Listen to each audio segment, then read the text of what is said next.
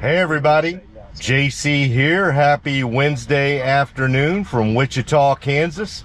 It's about 1:10 in the afternoon. Gonna go do some Tesla FSD driving today. So let's get on the road. I do. Push the little blue button. Well, it's something that scales very long. And honestly, one way to think about it is We'll pull out of the hotel parking lot or start the process. And I'll give a little bit of intro to the drive that I got planned today here in a little bit as we pull out of the hotel parking lot. We are going to go do the Flint Hills Scenic Drive. They call it the Flint Hills Scenic Parkway. And it goes between Cassidy, Kansas and Council Bluff, Kansas. And it's in the plains. So this is like old school, you know, the beginning of the Old West, if you will, where the plains are. All sorts of interesting things to see, tall grass, may even see some buffalo from time to time. There's some of those left out there, but just beautiful, beautiful scenery from what I'm told. This will be my first time to drive it, and we're going to use Tesla FSD. Sorry for the tennis game here. I'm looking on both. There we go. Perfect. So yeah, we're going to drive out to the Scenic Parkway and do that drive, and then once we're done with that, we're actually going to go to Emporia, Kansas. There's a Tesla supercharger there, and visit that supercharger for the first time and then head on home. One thing I'm going to do a little differently on this drive is I've been listening into a really, really good Spaces on X that's being hosted by Habib right now, with a bunch of very smart AI folks and FSD folks and some other Tesla folks. And so if you don't mind, I'm just going to listen into that space while we're on the drive today. Let me turn up the volume. But Meta, let's go back to a dumb topic that I can engage in a little bit, which is the manufacturing of the new model, which Eddie and I love to ask everyone about. What are your thoughts about it? I don't know if actually have your opinion. That's Habib right there. What do you think about how Wes answered about the unboxing method? And what do you think, how do you think this applies to this new model? Let's just call it the Model Q. Do you think it's a new vehicle, a stripped down vehicle, or do you think it's a cyber cab with some controls? Oh yeah, we can hear you now. All right, Wes. Oh my let's God. give that to Wes. What a... Sorry, I need to swear. The fucking piece of shit Spaces is. It just died on my phone and I joined on my laptop. So I'm sorry, Meta. It's not because, you know, I didn't want to hear what you had to say. Totally fine. Sorry about that. I didn't even think that was the case. But yeah. Oh my God. Hey, I'm like, literally, Spaces will make Wes swear. I was talking with you the whole time because my mic was on and I'm talking away and it crashed, and I'm sorry. All right, go ahead. I don't know where Just an appeal to the anonymous listeners, Linda and Elon, that are the anonymous listeners. If you guys could, I don't know what you guys did last week, but maybe you could put some effort in fixing Spaces for us. Thank you. Honestly, it's gotten worse recently, so I don't know if they're trying to fix it, but Okay. Meta, I only have a few minutes. Go for it. Okay. So I'm reading through this article on Grok Cloud, making Deepseek R1. Wow, it's still Llama 70B. Okay, great. So your take on this is that there isn't I'm not seeing any benchmarks. Okay. Yeah, they didn't put any benchmarks. This is not a good comparison for TPUs against H100s. No. Agreed. So what I'm thinking of doing, and I'm hoping somebody in the open source community will do it before me, because it'll be more credible if somebody's not anonymous when they publish it. But what I'm thinking of doing is running an LLM perf set, something reasonable, because MLPerf isn't going to be great. OpenAI's model might be the one to use, but like a lot of models suck at it. So I'm just trying to figure out like That's what are some metaphor good data speaking sets right now. to run against. Very, And we can talk about very this online. smart But, AI like, person. things we could run against, and would it make sense to do it if we stuff against an H100 running Deepseek, a Grok Cloud chipset running Deepseek, the same thing, and timing them, and then also running Gemma on Grok Q and Gemma on Google's Cloud, and running them both against each other, and then that would kind of give you like a stack order between them. Yeah, I do like that idea, and I know that you don't particularly care for MLPerf, but I worry about all of the nuances that could be involved in running those on these kind of like different. Different And that's Wes, Well, right there in my speaking. opinion, the reason Former why we use Tesla MLPerf employee. is because MLPerf is designed for a Former wide SpaceX variety of employee. tasks that are not Yes. LLM specific, and Really I just want to smart. run an LLM perf, if you will. Yes. No. I get that. It'd probably be the closest, but what is your expectation that we will see a huge difference between TPU performance and H100? No, between Grok Q and H100, it feels lightning fast. Like I've interacted with Grok running on H100s. Now the problem is like I have to account for network distance and all that other stuff, and it's really hard to get that accurate. That's why I want someone who's actually going to be more nuanced about it to like do that, because you have to control for network. But if you give it like queries that take a while to reason through on Grok Q Cloud, it's blazing fast. It's almost like it feels as fast as interacting with Gemini Crunch. I turned it down for a second because I wanted to let y'all know that before I started this trip, I switched to chill mode and 20% max speed offset because we are going to take a scenic route and I wanted to slow it down a bit. But I'm going to go ahead and push it back to hurry mode and 50% max speed offset until we get to the actual scenic road. We've actually got about, probably 30 minutes before we get there. So I'm going to put it back on hurry mode and 50% max speed offset, and then we're going to go back to listening to this wonderful space with these brilliant people teaching me things. Give me 1 second. Autopilot. See, I'm on chill. I'm going to go back to hurry, and then I'm going to go back to 50% max speed offset. And there we go, right online. And we'll turn it back up.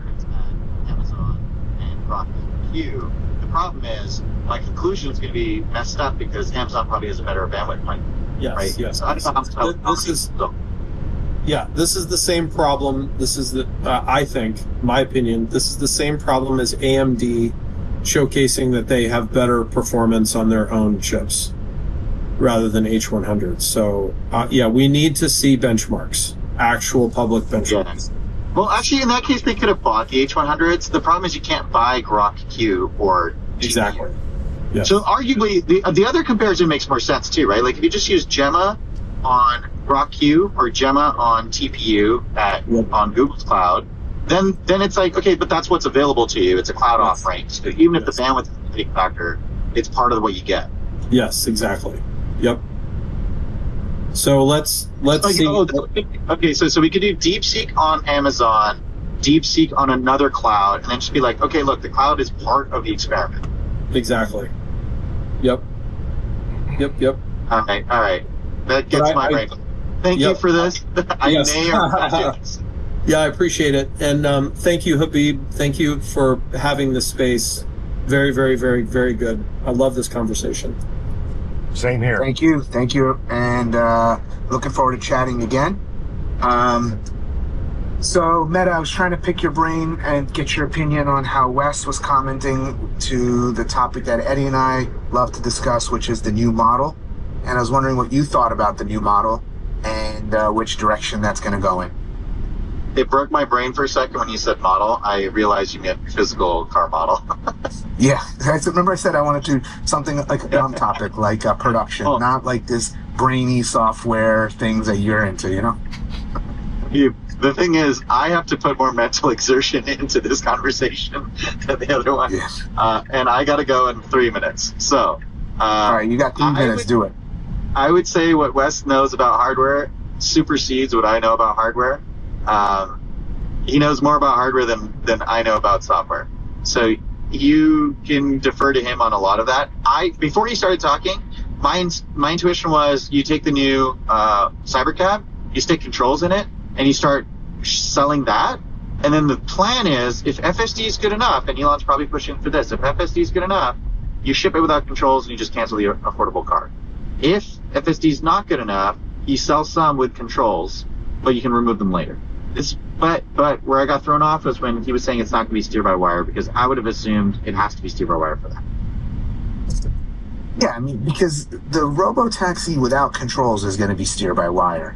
Now, to make the Robotaxi, and I don't know, but I'm just saying, assuming you make the Robotaxi traditionally with steer by physical controls, that's going to change the entire front architect. That's not. These are decoupled for what it's worth. So, like, if you're in a Model Y, and you turn on autopilot and the wheel moves, all those things you're seeing in the visuals, that can happen behind like the dash in the car, right? So you can still have a Robotaxi that's not steered by wire.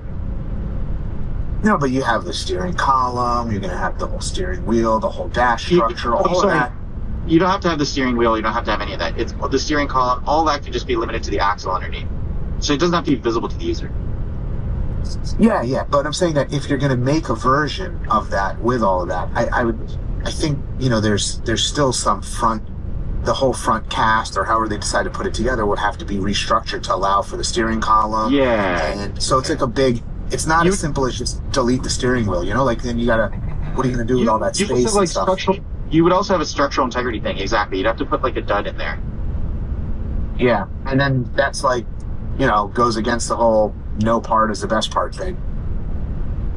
Yeah, I mean, I'm still of the opinion that they probably are about to cancel the affordable car. I know they keep saying they're not going to, but I don't know. Maybe not, because not everyone's gonna use a cab.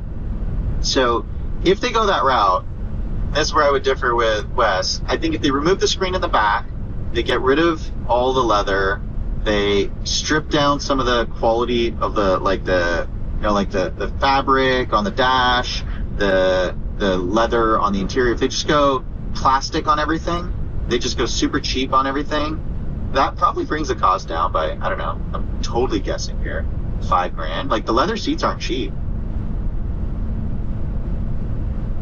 Yeah. And then my question is, they keep saying components of the existing lines, and what components of the existing lines would that be that are currently, that you think, what current components of the current existing lines do you think are in the Robotaxi that we see being driven around? Guaranteed, they're going to make a statement like X% of parts. The thing you have to my interpretation is, like wires, hardware, screen, motors, axles, like all those things are included in those counts when they say the parts are largely the same. But also the physical line, the actual vehicle manufacturing line. Yeah, right? because if it's unboxed, right? Think about it. If it's unboxed and Tesla has a line that makes, let's just use an example, like the latch that unlocks a door. They could just make more of those, and now they use it for both cars. So it doesn't have to be. So it could be you have the Model, and it's making those parts in that line, but now it's also making extra parts and offshooting those for the unbox process. And then so this car is just being manufactured somewhere separately, but it's taking parts from the line. Exactly. And so if you're making of the door latches and the bottleneck, now you can just run that part of the pipeline at full tilt, or whatever the new threshold is that you want to run it at. So, I mean, really, we have seen the Robotaxi with a steering wheel, by the way. We know that they have them. We have seen those through photos and photo manipulations. Yep. Change it's the almost filter. Like that is Yeah, it's almost like that is a affordable car. And like that's the test mule itself, huh? Interesting. Yeah, look, ultimately, this is what I was saying on Robotaxi Day, by the way. When people are like, they will never put a wheel, they will never put a wheel. How are you going to supervise the model that you train to calibrate for it? You're going to have to start with a wheel. Eddie, what do you think about that? And hey, Habib, can I just jump in real quick? Yeah. Regarding what you and Meta are speaking about right now, actually, I do believe the steering column would just be splined in, and so you could just pull that out through a hole that's built into the chassis or the casting, and then The structural integrity in an accident would drastically change if you don't have that rod hole. Okay, so what if you spline it at the hole? Yeah, I mean, there's certainly a thing. I'm just saying, no matter what, there's going to be a change. And at some point, I don't know how the rules work, but at some point, I'm sure NHTSA says, you got to redo the press test, you got to do this, you got to do that. I'm sure there's a way, though, right? Like, Yeah, they're probably doing that already. I mean, Well, I if do you think remove that the steering that wheel, this makes sense. the airbag location changes. So I'm sure they just say, okay, screw it, we'll just do 2 crash tests. That'll be fine. Hey, what do you think of this dated opinion? Yeah, I mean, I still struggle, and I don't want to drag that point further, but I still struggle why you would bring the Cybercab with controls into a Model Y line if you're going to have a line that's going to run much, higher velocity a year later. You don't bring it into the line. So like, just think of it like this. I got to go right after this. Just think of it like this. I have a line that's pumping out cars, and like, say there are 3 parts of the line, like A, B, and C. A can run at 100, B can run at 80, C can run at 80. Let's say A is making little door latches. I'm going to have to just run A at 80. So it'll run all 3 at 80 because I'm only going to make 80 cars per whatever unit time this is running at, right? Now, if I have another line that's unboxed and it needs door latches, I can up my A line to run at 100, and then all the 20 extra latches that I make go over to the Cybertruck line. So it's not that you're putting on the same line, it's that those lines are producing parts that can be used for the unboxed line. Again, Wes is the expert on this. I'm just hypothesizing. I could be completely fucking out of my ass.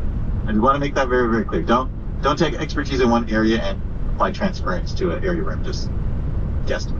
An area that you were there at 1010, could you tell us about the size? Will it fit, like, where we were going with this new affordable car, will fit in a lot of markets? And I know you have to go, but do you think it will fit? I do have to go. Okay. Yeah, I was just wondering. No worries. Another time, Eddie. Yep. Another time.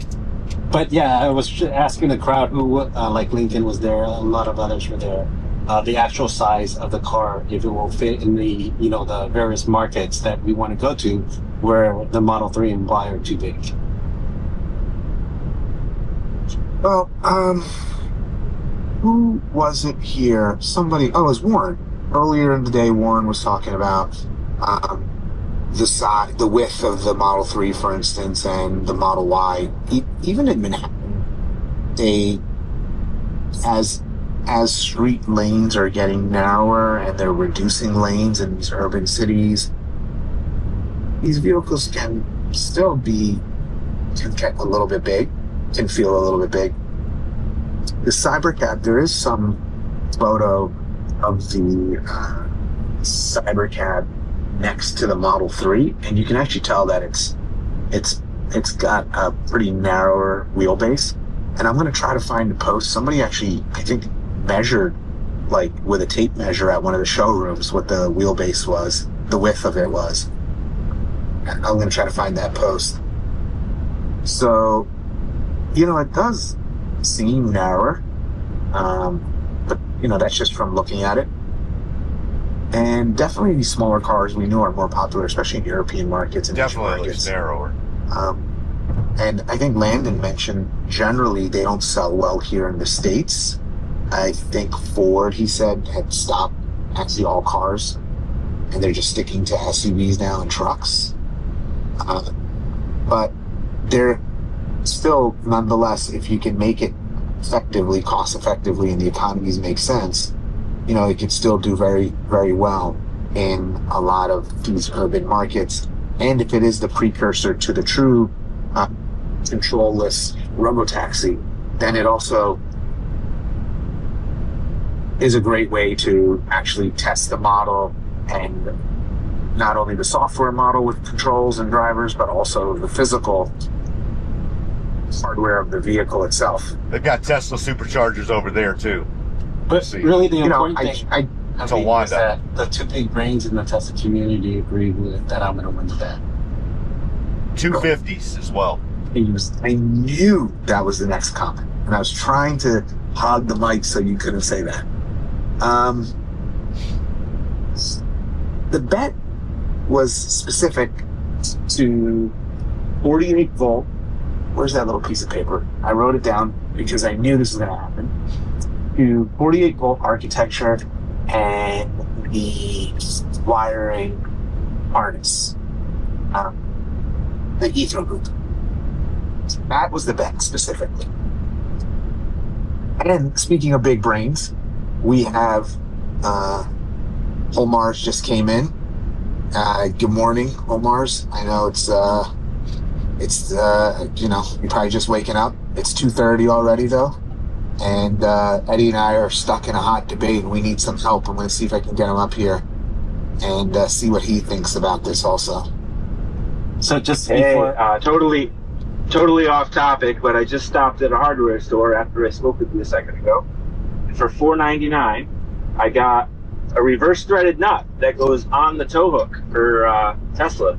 And I was thinking it's probably good to have one of these in your car, because if you ever need to help somebody else out, you need to use your tow hook to connect to their car. You're good with that. just That's quickly, only $4.99? you were rugging a little bit, just to let you know. Oh, sorry. Oh, okay. But hard to find. I had to go to a special fastener store to get it. So if it's ever something you want to have, you gotta plan ahead. All right, take the picture and tag me in it so we can see it. I'll put it up in the space also. Hey, Omar and Overly. It how are looks you like a guys? regular nut. It's just reverse threaded. Cool. Thanks. Omar, how are you? Overly, how you doing? Hey, doing good. Just recorded a new episode of the GigaCast. I'm back from Mexico. It's good to be back in America where I can get around in a Tesla instead of a golf cart. Was your golf cart electric or propane? It was electric, which was nice. I got to plug it in, but it didn't have a stereo. It didn't have FSD. And the roads were not really roads at all, more like some rocks in the ground. So wasn't exactly the smoothest ride. So it's nice to come home into my self-driving tank. That's Omar. What was it? Omar's blog. Like a regular 110 adapter One of the that plugged into, foremost or was Yeah, it, there was like a it wasn't power NAS, cord. right? There was like a accounts, power cord under the seat, and you just plug it into the wall. FSD and aficionados. that did the trick. It Superb. did have a lithium-ion battery, which It's is cool. smart as a whip. Yeah. Yeah, and a lot of these UTVs now, like Polaris is also making like electric versions, and most of them are using LFPs, from what I understand. That's cool. Welcome back. Welcome back to America. Glad you had a good trip. We are just kind of been holding it down, talking about Tesla. Pretty excited. Some news. They reiterated Robotaxi for June. What do you think about that? I know you were thinking maybe Yeah. it'll get pushed to October. Yeah, I was kind of, setting my expectation at November or so. Lately, Tesla has been kind of beating a lot of my estimates, honestly. Maybe I'm getting too bearish, but yeah, sounds like they have approval to launch in June. So if that's true, you can find me in Austin in June. I'd love to try a driverless Tesla rideshare service for the first time. This is obviously a moment that we've been waiting 5 years for, since we started testing FSD in October of 2020. We've been wondering when we're going to get here, and it seems like the moment's here. Yeah, that's pretty exciting. Do you think this? You know how they're telling us that the next model they're working on is going to have a 3 times larger context window? Do you think that's going to be the version that's going to be in the Robotaxi? What version? like in the notes, they say that they're working on future iteration as a 3 times larger context window in the model. Do you think they'll roll that out in the Robotaxi, or do you think we may see that in the customer fleet first? Yeah, they'll probably roll it out in the customer fleet first. From what I understand, that update's supposed to be coming in the next week or so, or at least that's what the target was. In terms of the Robotaxi service, those cars are going to be running FSD 14. So it's going to be a dramatic leap forward from even what we have in our cars today, which is pretty good. So it's going to be a really exciting time for updates. We're going to get some updates that, people are just simply not going to have to intervene, ever. Yeah, it's going to be really exciting. So initially, it's going to be a supervised Robotaxi service where there will be a driver behind the wheel, and then eventually it'll go to remote supervision, or it'll just go unsupervised. No, I don't think there's going to be a driver behind the wheel. I think it's just going to be a driverless service. So you get in from day one. Yeah, that's what they're planning to do. So you open the Tesla app. So that's going to be one cool aspect of it, is they're going to ship this rideshare service in the Tesla app. So you open the app, you call a car, Model Y shows up without a driver. You get in the back or the front, car takes you to your destination, and you get out. And I think they're probably going to start introducing some cyber cabs as well. So that'll be really cool to see. They'll be the first time a lot of people get to ride on a cyber cab on real streets. So yeah, very exciting times. I mean, this is such a funny company and such a funny stock. The way the Bulls and the Bears are so passionate, and you really couldn't have written this better if it was a comedy. To have all this craziness happening at a time when, I think it's really the biggest year in Tesla's history, with them finally launching something that they've been working towards launching for really the last 10 years. 10 years ago in 2015, they launched Autopilot 1 with Mobileye. So that was kind of their first little self-driving feature. It was really lane keeping assist. Fast forward 10 years later, they're putting cars on the road that don't even have a steering wheel and pedal, and letting people take rides. So Omar, just to clarify, hit the nail on the head. It's such an interesting company. It's such a cultural movement.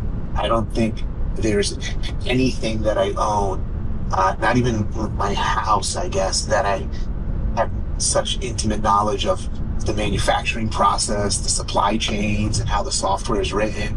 And it's pretty cool to be part of this community and learning all that stuff. It's definitely expanded my knowledge, and it's a really cool experience.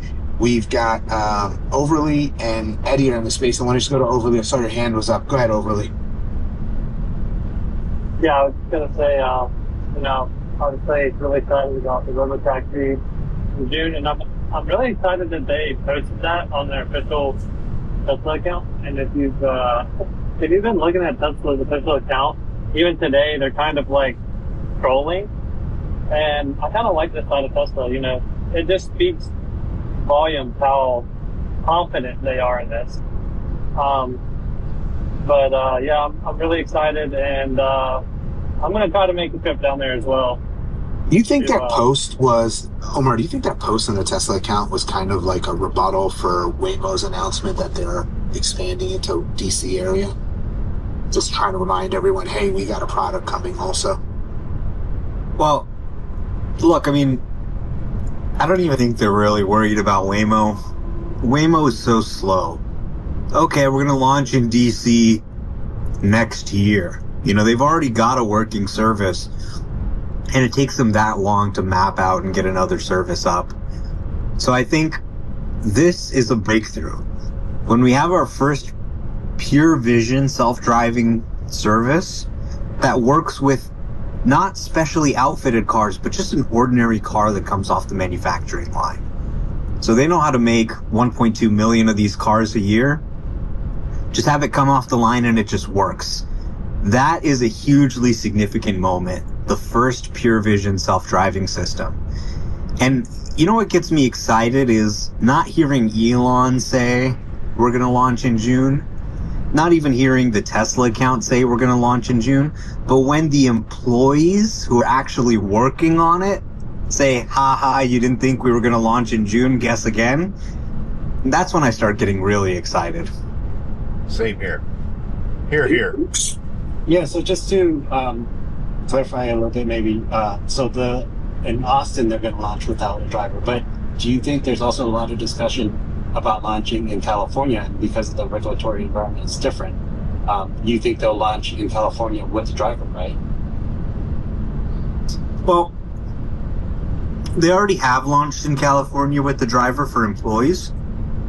And the permitting process is a little bit different there. But I think they can launch driverless in California as well. The other distinction California has is paid versus non-paid. So in California, they'll probably start with a free service that's only given to select people, but you don't have to pay for it. Then when they have the permit to actually charge people, then it'll be full on same as Austin. So California has a few more hoops to jump through than Texas, but they want to launch a service in California that works exactly the same way the Texas service works. I think the good thing about the launch in Texas is, like, once they prove that out, which I don't think will take very long, you know, it's all going to be up to regulatory at that point. It's not going to be about, you know, oh, we have to, like Omar was alluding to, like Waymo, you have to map the area. Well, once they prove this out, I mean, there's nothing else they really need to do, you know, get the regulatory approved. So, I'm really glad that they're able to do this in Texas and there's not as many hoops to jump through, because I think it'll just help prove their, you know, prove the pure vision standpoint. Right. So, I mean, the proof is really in the pudding. If you've got a service out there, you can start doing an analysis of, for example, how often do these vehicles crash compared to human-driven vehicles, compared to Waymo vehicles, right? Waymo vehicles are going to be in the same area. Are Waymo vehicles crashing less? Are they crashing more? How does that compare to human drivers? These are things that we're all going to be able to see. So if they are actually able to launch, if it's really safe, if the cars are crashing less than humans, the data is going to be there for everyone to see. And even independent organizations like insurance companies are going to be able to validate that benefit. So assuming that really is proven, and it is a bit of an if, but I do believe that they can actually beat even Waymo with their technology, which is, I think, going to be very counterintuitive to a lot of people. Then there's no regulatory holdup at that point, right? If you can really prove with independently verifiable data that the pure vision system is performing as well or better as the LiDAR-based system, the human system, or, you know, humans, then yeah, go ahead and approve it nationwide. What more debate is there at that point? Tesla Sentinel, welcome. How are you? Hey, greetings, guys. What's going on? Hey, quick question for Omar. As we see the Cybertruck roll out, I know it's going to be rolled out at stages, but how soon do you think that we'll see unsupervised FSD and, you know, maybe a sample set of 3s and Ys out there as well? Yeah, I think for the Austin service, they're going to start with Model Y, the new Model Y. You want to be able to handle more than 2 people, so they'll have it on hardware for Model Y right away. Now, as it starts to work well, and they prove that unsupervised is working, we're going to see it also roll out to the fleet, regulation permitting, which really means that the cabin camera is going to start to be relaxed over time and eventually go away. So within the next year or two, you know, you can imagine being in your own Tesla, the cabin camera's off, You can go on your phone. You can even take a nap. You could potentially even be in the back seat. Again, regulation permitting. But the technology is going to be capable of doing that. And that exact same software that's running in Austin giving driverless rides, well, it can run on pretty much any of the 2.2 million Teslas in the United States. The cool part about all this to me as well is that, like, this is just Can't hear overly at all. Like, as good as we know the software is today, I'm gonna send overly the some versions, headphones. like V14 that we're going to see in the future, it's just going to get better and better. Like, they're not going to stop once they hit a supervisor. They're just going to keep going and making it safer and safer. That's going to give a lot of people the opportunity to travel like they've never Welcome to Flint Hills. traveled before. So that's what gets me the most excited. Got about Yeah, 7 there's a miles tremendous till I amount turn of off. learning going on right now as software is launched. You know, they're about to launch it in the Netherlands. They've now launched it in China. They have now launched it in the US. Yep. The number of scenarios that are getting thrown at them and allowing them to improve the software is greater than the rest of the industry combined. And that's super underappreciated. This is going to be the first quarter that they drive more than 1 billion FSD miles in a single quarter. First quarter that ever happens. And there'll probably never be another quarter again with less than 1 billion miles traveled. And by the way, the first billion took multiple years to achieve. Yeah, do you still have your FSD mile tracker site running? Yeah, FSDmiles.com. You can go check it out. I imagine the rate is now significantly higher with China added in as well. Great. We got Joe Schmo. What's up, Joe? What's going on, man? Hey, how are you? Good. What's on your mind?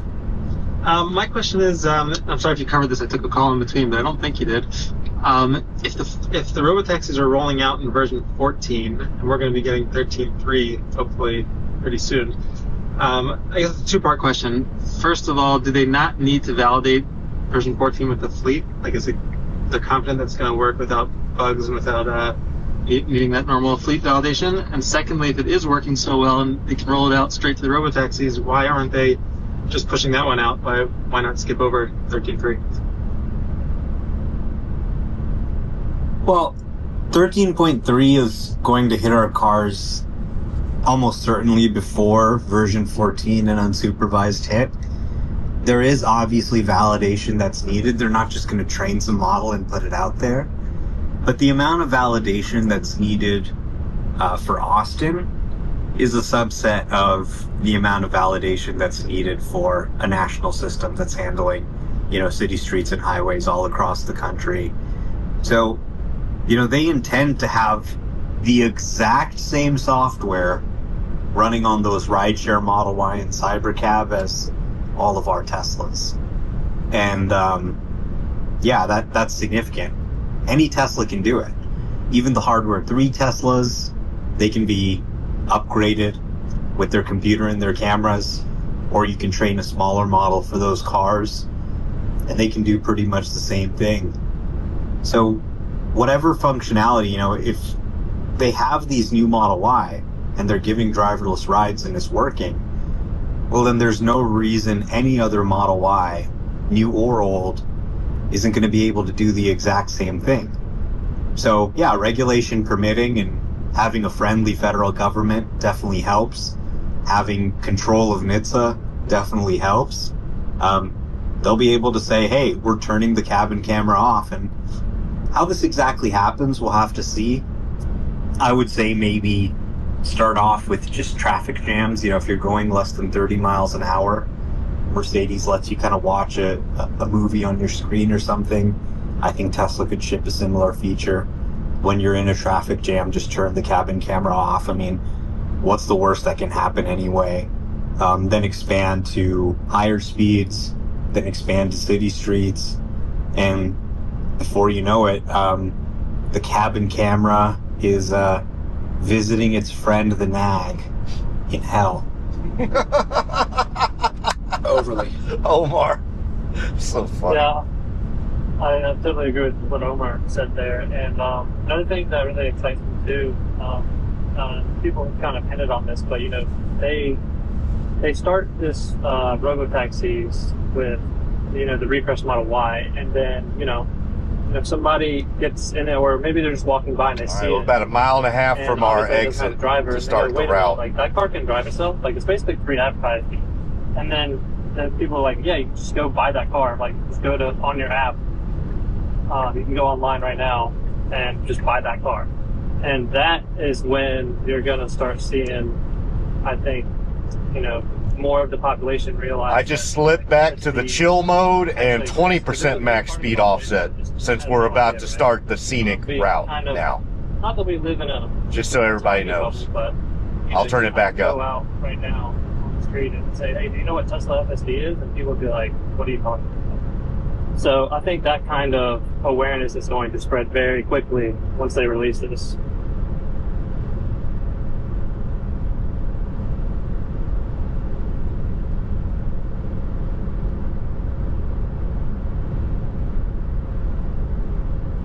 Since there's a empty space, Somer just posted that non-launch series Model Y production has begun for everyone that's interested.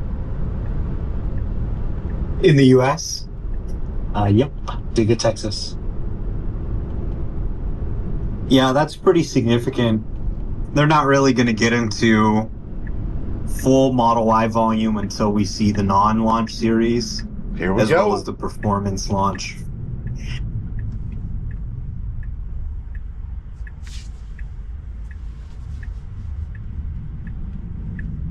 Hey, Abhi, I had a question for you. That's Jimmy on in one, baby.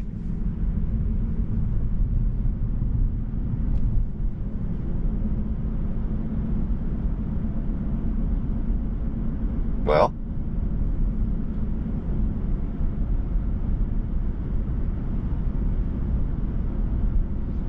hopefully I didn't lose. I don't know about you guys, but I'm hearing a lot of dead space. Yeah, I am Omar, too. could you? So they haven't gotten the permit, right, for DMV and CPUC to do the driverless. That's not gonna. I agree. That's not gonna take time, but don't they have to show some kind of data before they get those permits?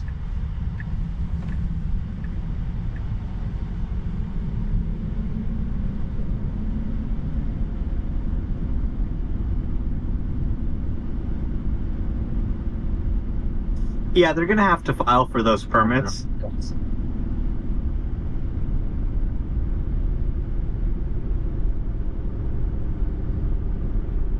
No, go ahead, Omar. Go ahead. I thought you were here. Go ahead. Yeah, sorry, I was talking to somebody, but yeah, they're going to have to file for those permits to launch the rideshare service in California. So I think they've begun the permitting process, but there are quite a few additional permits they need to file. So I would expect to see them move through that permitting process, get the permits from the CPUC, get the permits from the DMV, and jump through all the hoops they need to do to launch service in California that's similar to Texas. And, there's an established process here. Waymo has done it. They're in San Francisco, they're in Los Angeles. I use it all the time. It's a fact of life. It's unremarkable. People no longer bat an eye seeing those cars drive around. Cruise used to have a service up, now it's shut down. The process is pretty clear in terms of how you navigate that. It's no longer uncharted territory. And, credit to Waymo and others for helping sort of make that process happen. But all they really need to do is file the permits, have some discussions, and they can launch. Do you think the federal regulations can play a role before this, or do banks heard any movements on that? Yeah, I haven't heard about any federal legislation being introduced, or what that would really look like. So hopefully that's something that the Republicans can get through before the midterms. We'll have to see. I'm sure there's something going on in the background. Maybe they just shove it into some giant omnibus bill or something like that, but At the rate things are going, they do really need to get moving on this. This is one of the things that I thought was encouraging about Waymo saying they're going to launch in Washington, D.C. Obviously, when legislators can actually ride in a self-driving car, because obviously these legislators are from all over the country, probably the vast majority of them are not from a district where they have self-driving. But if you have it in D.C., I think legislators will be able to sit in the car, try it.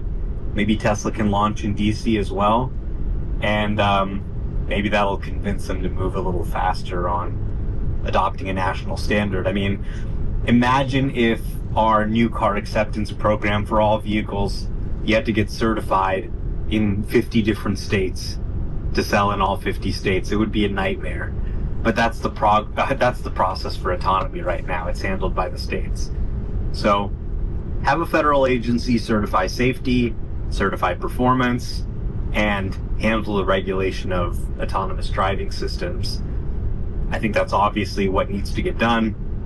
Unfortunately, Congress is too incompetent to get anything passed so far, but hopefully before the midterms, we can see that happen.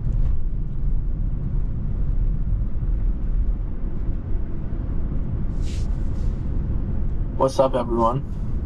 Somehow I got invited to co-host, so I'm doing my job from there. See, Bob's got his hand up. How's it going, Bob? Hey, what's up, everybody? I just randomly stumbled into this space, actually. I'm usually following around people like Robert and Alex Finn and them, but we talk a lot about Tesla. I recognize some of you guys from spaces I've been in. But I have a question for you guys. I live in San Diego, and I've been test driving FSD and kind of covering it for a podcast that I'm about to start. But my question is, does anybody in other states, have you guys noticed anything about the HOV lanes with some of the verbiage being erased from them? I know my car can't get out of an HOV lane because it's a double dashed white line.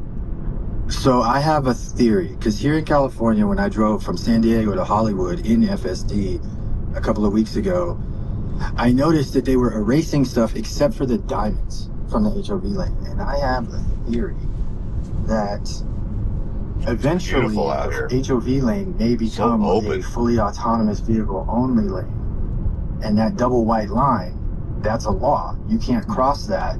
So the law would be easy.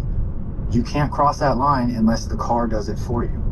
And then the HOV lane becomes an autonomous vehicle lane with a higher speed limit. I think that's a start. And I was just curious if anybody noticed anything else like that in their states, particularly Texas. Well, I'll say this. It's funny you mentioned that because I've driven both in HOV lanes with occupancy related or tow related, and I was picking up a couple of traffic cops one time, and they were talking about the fact that might, and there could be some possibilities of that being a test bed. I mean, again, this is still also potential. Again, confirm this, but that would be a great way to test it first. That's just my take on it. And I can't really say it's not a law. It's not. It's kind of just talk about it. That would be a great way to test it as well. That's what I'm thinking too, like a test route in, say, California, because they're getting it first in Austin. So I imagine there's going to be one route out there that the Teslas are just through the neural network programmed to take, and that's how they're probably going to get the data on it.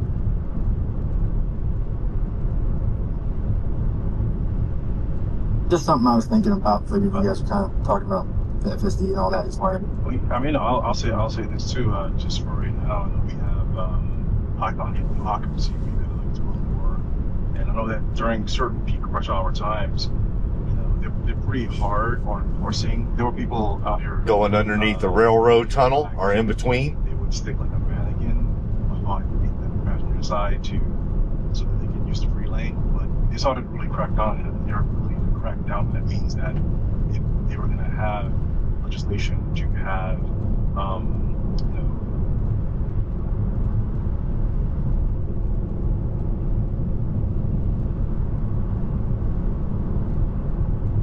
Looks like they have a controlled burn going on out there.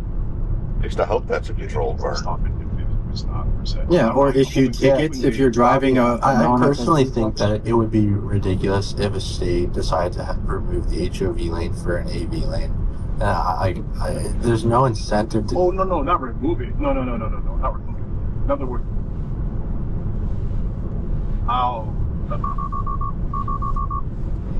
Oh, okay. Yeah, not.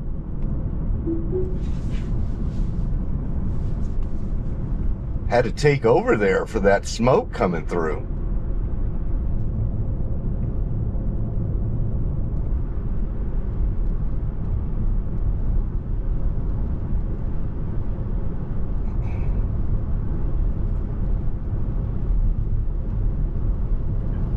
Well, I think it's the kind of a use case scenario.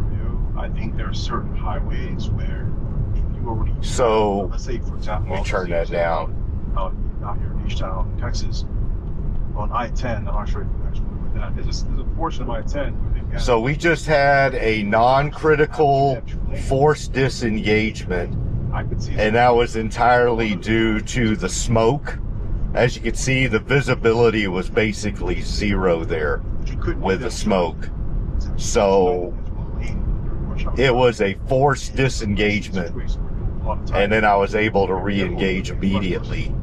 But yeah, that was all. Man, they've got a lot of smoke around here. I can see a scenario where the initial stages are rolling it out for certain high volume traffic areas.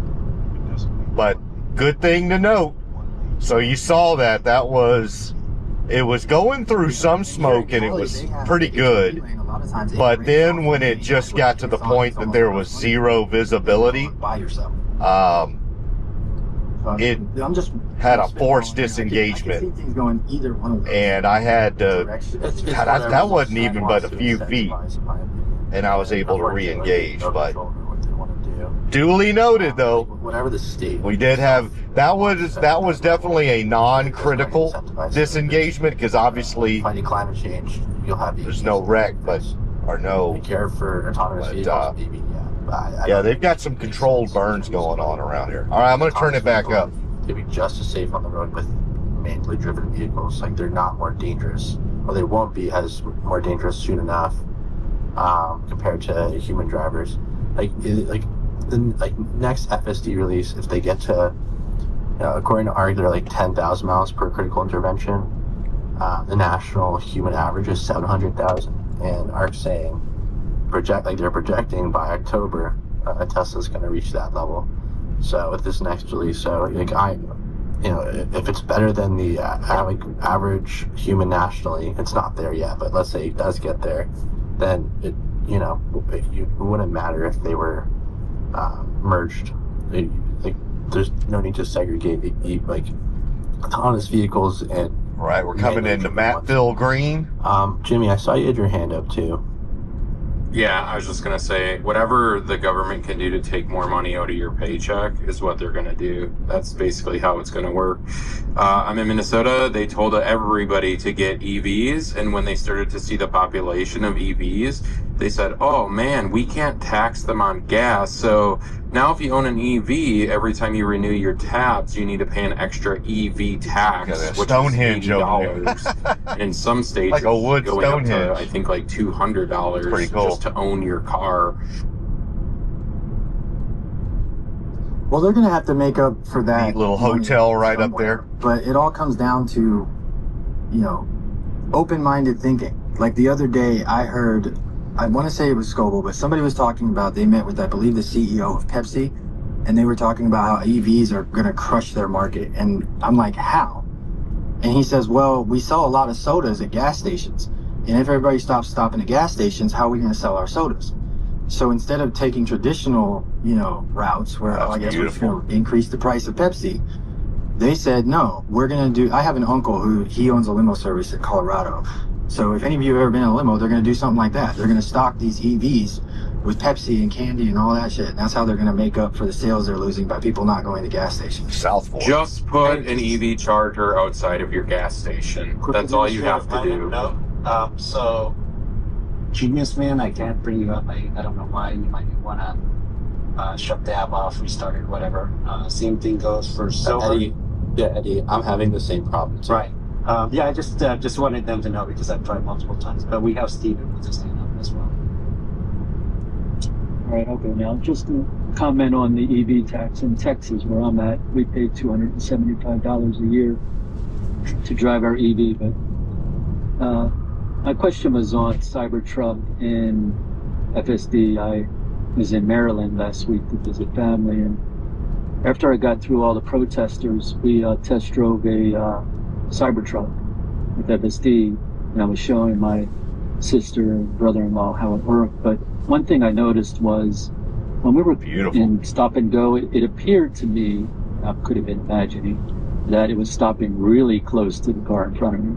So I have that's the question is for Cybertruck FSD owners, is that something that is occurring? Go ahead, Abhi. Not in my experience.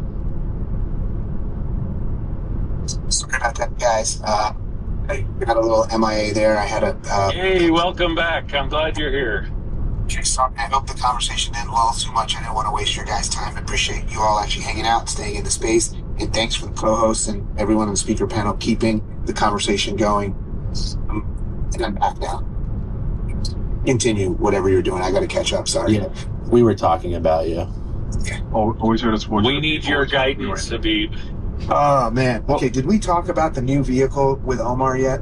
This is a topic I know he loves hearing me ask about. I wasn't sure if you guys mentioned this or not yet. Right. Let's do it. All right. So Omar, been just kind of polling a lot of people that come through, and I just wanted to just get a little bit more understanding. And I was hoping you can shed some light. What do you think about the new model? You know, we haven't really seen any demos or any test mules that we are clearly aware of. Do you think it's an actual physical new model? Do you think it's more of like a stripped back version of the Model 3, Model Y? Do you think it could possibly be this cyber cab robotaxi form factor, just with the steering controls in it for the time being?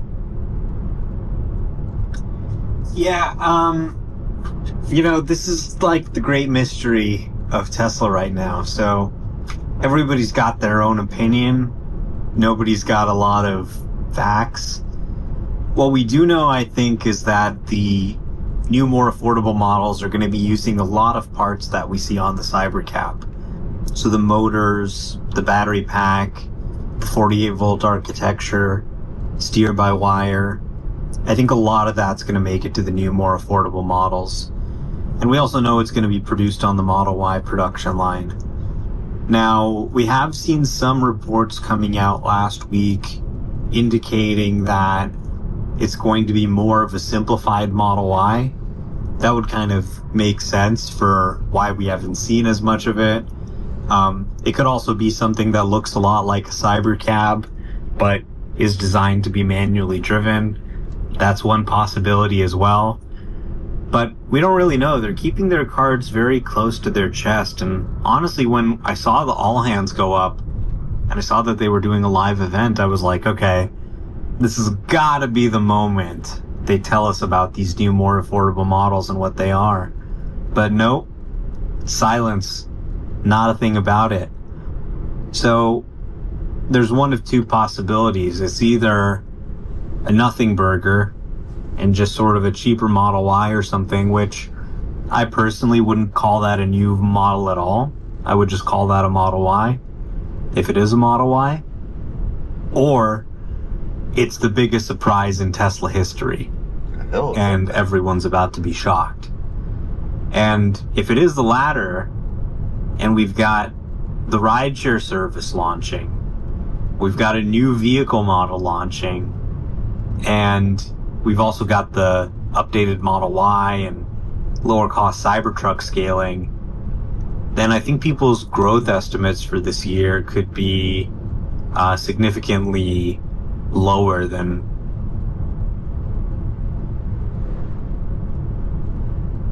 Oh. Did I lose connection? 25. Oh, there we go. We're done with the first quarter now. We're in the second quarter. that means that they've got to tell us what this vehicle is within the next 3 months. We've been guessing and guessing, but soon it's going to be time to stop guessing. And maybe on the earnings call, we'll finally find out what the hell this vehicle is. Looking forward to it. That's the more affordable car they're talking about, not the Cybertruck. Favorite quote to say on the earnings call every time is that this is an earnings call and not a product.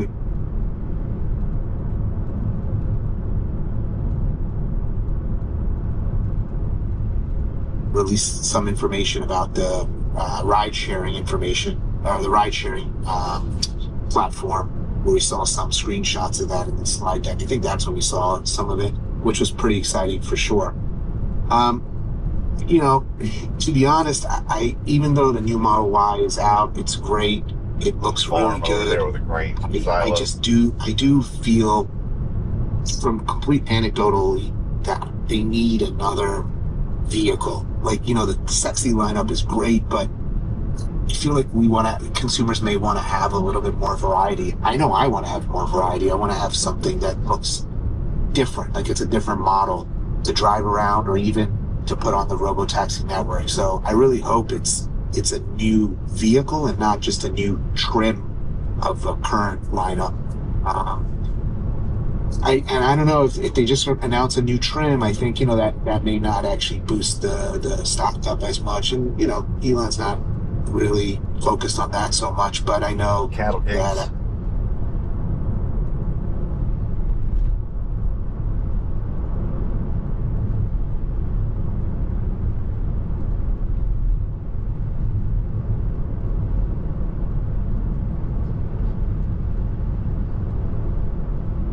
Oh, may have lost connectivity there for a little bit. Hopefully it comes back here in a second. We're about to go through Bazaar. basically clueless about this, at least in our community. And so it's going to be really exciting to see what they actually do. I'm like so excited. Bunch of farms around here. Get over how Bazaar. excited I am about to Bazaar, see this. Kansas. I was just saying earlier, there's no other company that I have any intimate understanding of how the product is made that I own.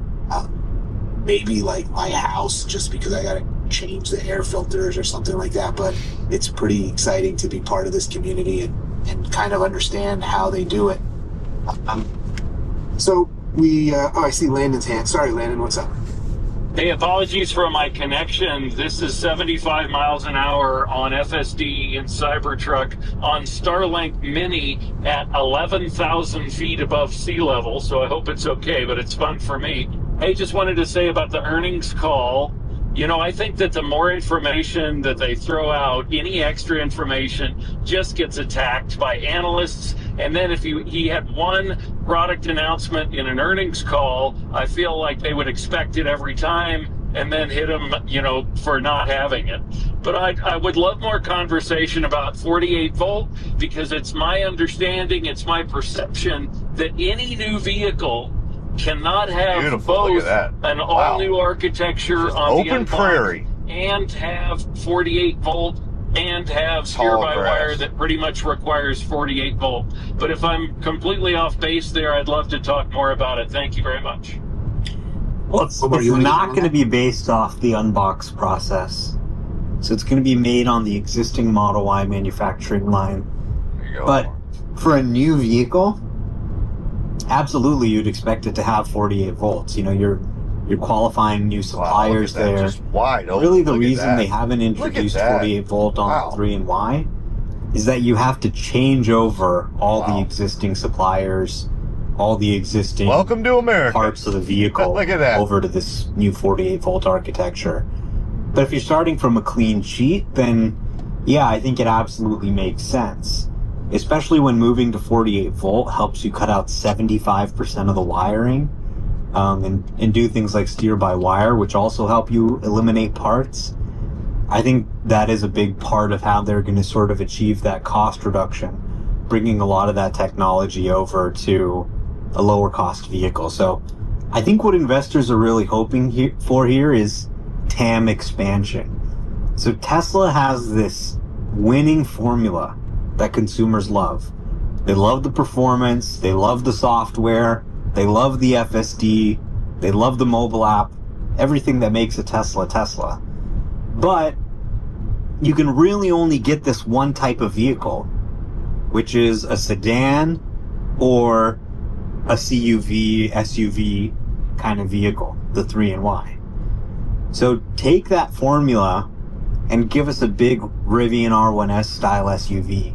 Give us a van, give us a truck, which is, what we have with the Cybertruck. Expand to all those other vehicle segments, and you're going to grow deliveries, because there are a lot of people who love Tesla, but if I need a van, there's no Tesla option. Maybe I get the Rivian van, maybe I get the GM van, maybe I get a gas-powered van. But expanding the winning Tesla formula into new segments, I think, is a very easy way to drive growth. Wow, it's beautiful out here.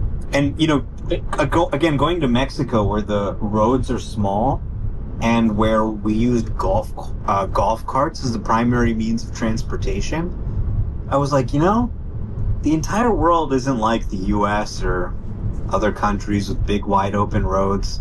A smaller vehicle for Asia, for Europe, for places like here in Mexico, where the vehicle is not only lower cost, but physically smaller, able to more easily navigate through those tight streets, park. There definitely is, I think, a need there, particularly in the European and Asian markets.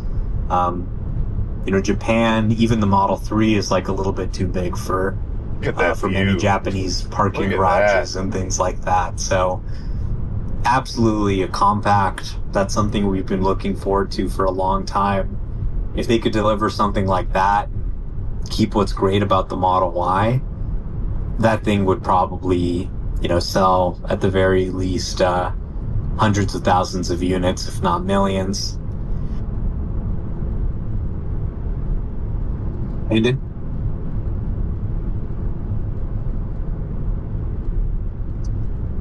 Omar, I want to ask you a question about the battery pack. I'm sorry, the chemistry. Right now we get LFP cells from, correct me if I'm wrong, BYD and some from KTL, correct? Correct. Now, if through automation and the refining that Tesla's working on, can we make these cells here in the States? Sure. At a cheaper price than what we're paying for it from BYD and KTL? Sure. Maybe. Yeah, it's interesting you mentioned this. So LFP has been a major breakthrough because it's so easy to supply the pieces. When you have iron, there's iron everywhere, compared to having to find cobalt and manganese and other elements. Nickel. It's just much easier to scale LFP. Lots easier. So even though it doesn't have the best energy density, it's rapidly become the most popular EV battery chemistry for the cathode. So LFP is huge, and so far Tesla's been buying LFP batteries from Chinese suppliers. But you do see some patents recently from Tesla on new, more efficient ways to make LFP batteries. And that's really interesting. And Drew Baglino, who had already left the company, actually commented on that patent, I think a month or so ago, and he said, yeah, this should enable a dramatically lower cost LFP cell. And it does lead me to believe that Tesla is going to be making LFP in-house. I think for Cybercab, for the lower cost vehicles, that's going to be the way to scale, is to build LFP in-house. So that's really interesting. They haven't really said much about this publicly, but I do think they could be working on something in secret there, whether it's LFP 4680s or something else. So today, Tesla really is leaning on suppliers, buying from suppliers. As the suppliers' batteries get better, they can just kind of incorporate them into their vehicles. Cottonwood Falls, Kansas. But you can see the success BYD has had making both the vehicles and the batteries in-house. That, I think, is the direction Tesla's headed to, where they're not just buying a battery from a supplier and putting it in the vehicle, but actually manufacturing it in-house. And with their dry electrode coating technology, as well as some of these other patents they've filed, I think they're really shooting for building the lowest cost LFP battery in the world. So this would be a big shift for Tesla, to go from buying the majority of their batteries from suppliers to making them entirely in-house. Like Elon said, there's entire companies that are just focused on making batteries. So there may be a little more to the story there that we don't know yet.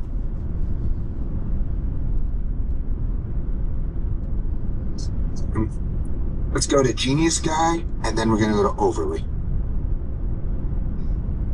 Hello, everyone. So it seems like the big product really is like this, affordable model, because they're pretty open with Optimus progress. They're pretty open with FSD progress. It's just strange how there's been, kind of radio silence. And if you watch the Top Gear episode, you notice Lars, the head engineer, says affordable models, and I feel like that language is pretty specific. So, I mean, from what I gather, I'm guessing there's some sort of hatchback, which, now we're in strong European city. Market definitely would Kansas. want that. Asian markets, 100%. And my other guess would be some sort of like crossover SUV, slightly smaller than the Model Y. But it is interesting to see because, I'm in New York City. So a lot of people, are looking for a smaller vehicle. I feel I am like not in New York the TAM City would right now. definitely increase a significant amount with that. Overly. Yeah, I was just gonna say, don't you think, once they reach, with the Unboxed process and, once they reach unsupervised, they can really kind of be very creative with the kinds of vehicles they create. I think that opens up a lot of opportunity. What do you think about that? I heard somebody, I don't know if it was in the Cyber space. I apologize who it is. I can't quote them. But everyone's talking about licensing and just licensing FSD, but they Look at also this whole town. mentioned that when you have the Wow. Unboxed process, they may be able to license the frame or the chassis, and Whole then buildings. Wow. any other manufacturer kind of put the inside Train station right there. And so not just does it open up to other Tesla products, I don't know how feasible that is, but it sounds like it could potentially open up to partnerships with even other manufacturers. So it's kind of interesting, and I'm excited to see the first true unboxed vehicle come out. And actually more excited than that is, when Tesla makes these little factory tour videos, that's what I'm really excited to see, because then that really gives us a good understanding, a visual understanding of how they're actually producing these. And I love watching that stuff. You gotta, yeah, Landon.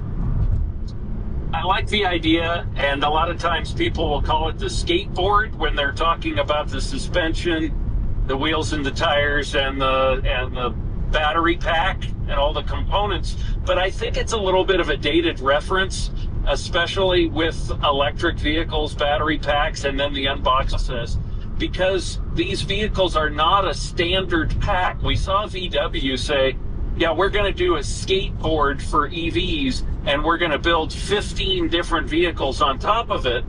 And the vehicle, it just has proved to be too complex for them. And Tesla, you can see they don't have a front gigacasting, a rear gigacasting, and a structural pack for Model 3. They don't have it for Model Y. In fact, they only have it for Cybertruck. So if they took it from Cybertruck and then used it for a Cyber SUV, okay, I'm on board, same wheelbase, but all the other models are different wheelbases and different complexities. So I'd love for something to happen like that, but I think it's overly simplified, based on previous architectures of ICE vehicles.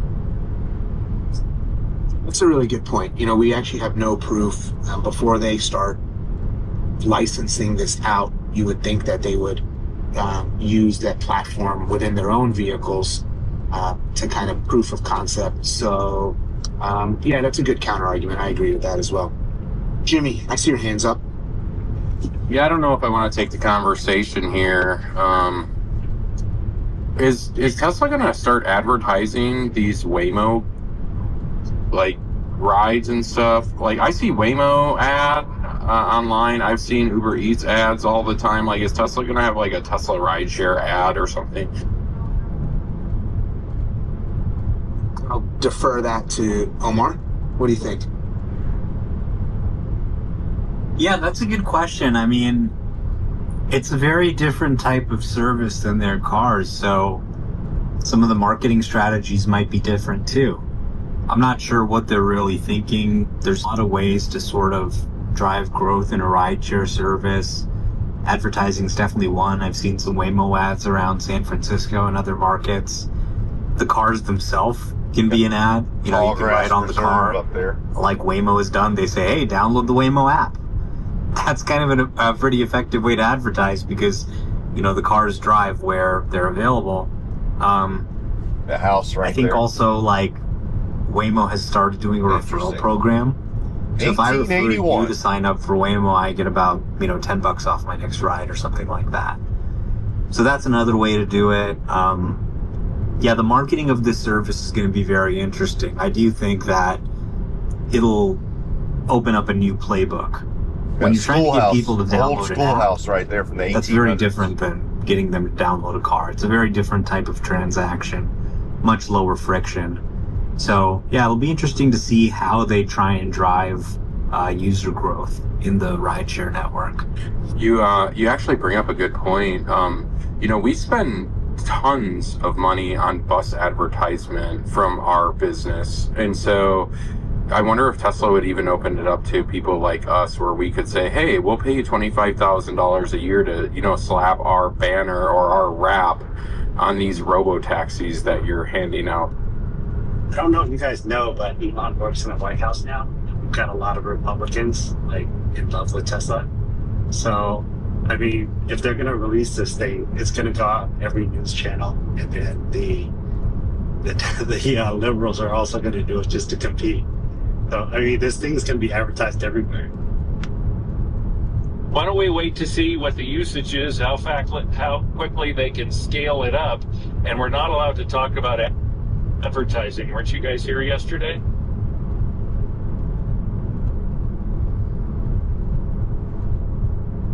Yeah, advertising has always been a fun topic to discuss in our community.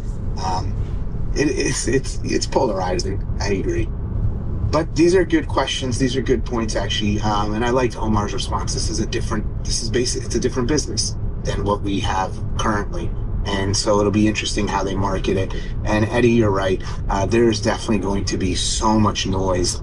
I mean, the all different mainstream medias, from whatever their slants are going to be, whether it's pro or it's a negative angle on it. You know, they always say there's any news is better than no news, or something like that. Good news or bad. There's no such thing as bad news or bad PR. I don't know what the saying is. But either way, a lot of people will be talking about it. There's going to be a lot of people are going to be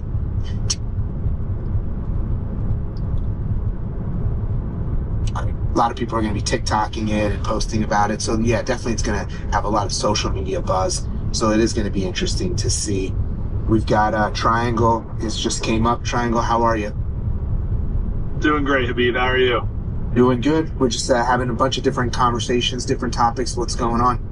Yeah, I've been listening in for a minute. You know, I just jumped in my car, my truck. It's driving me home from work. But the Cybercab is gonna just this whole thing. I think Omar or someone just said it's going to change the business model entirely. And we've watched so many different things develop slowly over time, especially FSD. And this just seems like something that, I mean, when this hits, it's going to be undeniable. It's going to change things very quickly, in my opinion.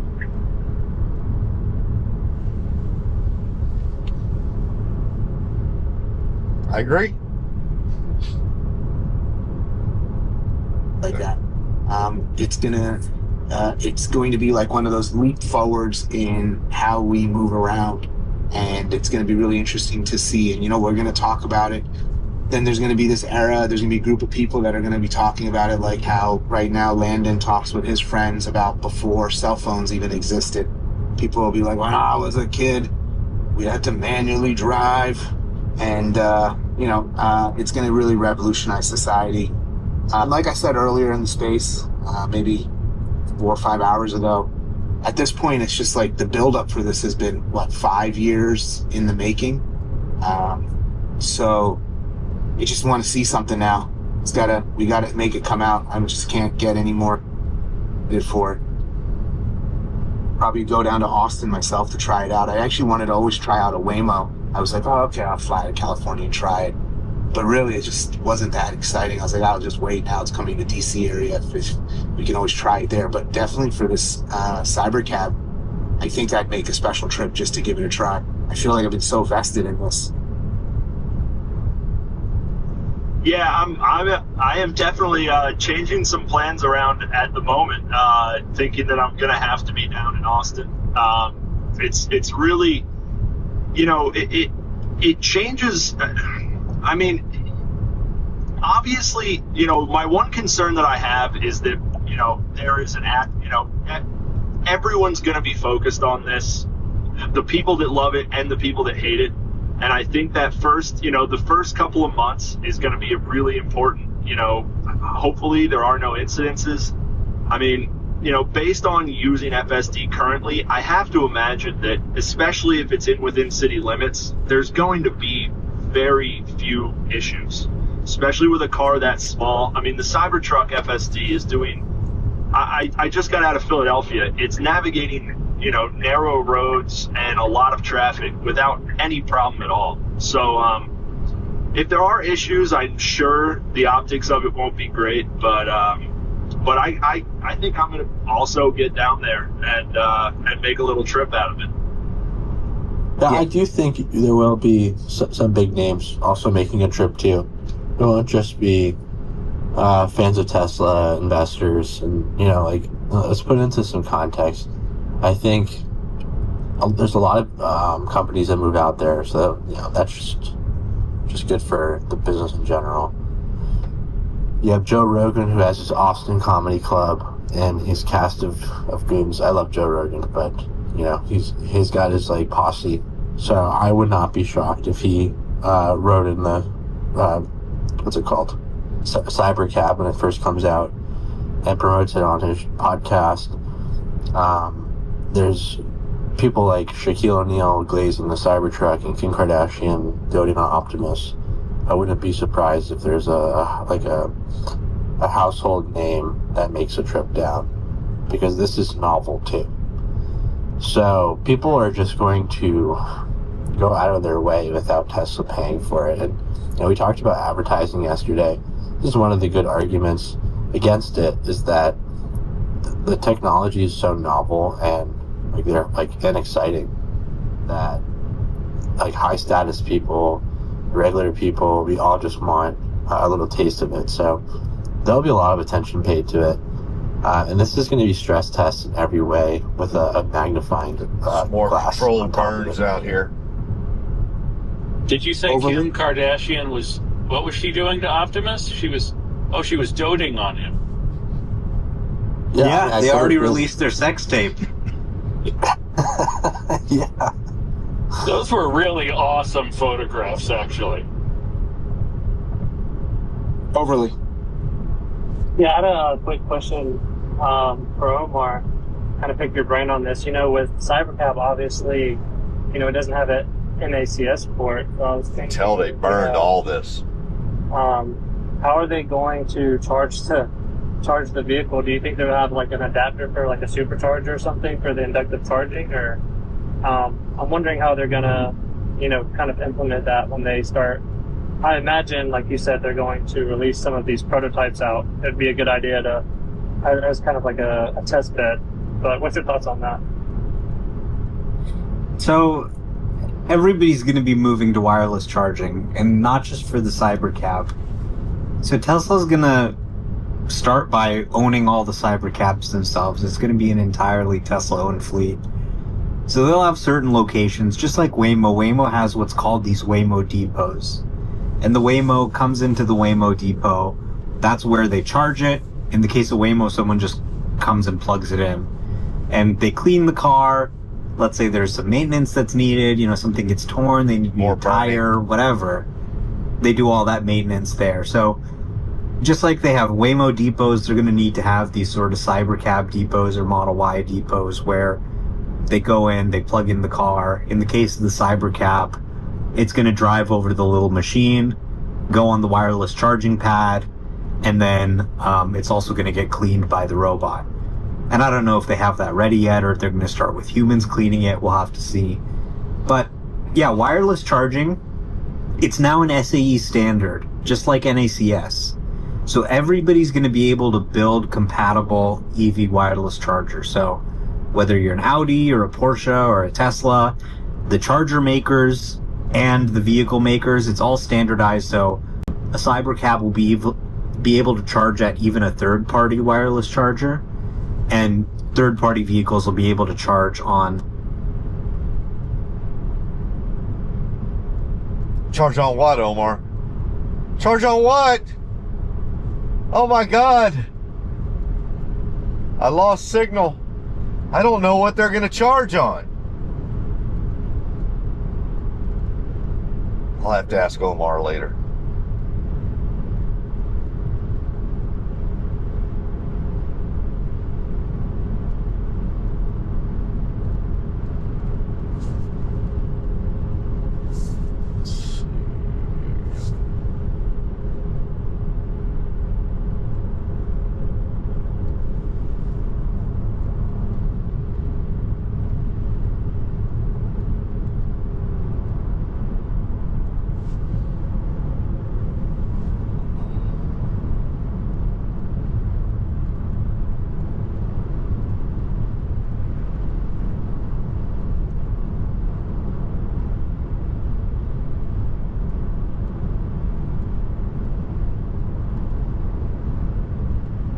Hopefully I get reception back here soon. Right now I'm just paying attention to my, let's see, let's go that way. Go into Council Grove and see what that looks like. So I'm paying attention to the navigation because there's like 3 different ways to get to Emporia from here, as you can imagine, with these little roads here. So I do want to go through Council Grove and see what that looks like. So I'm trying to make sure it stays on that navigation. Should be good.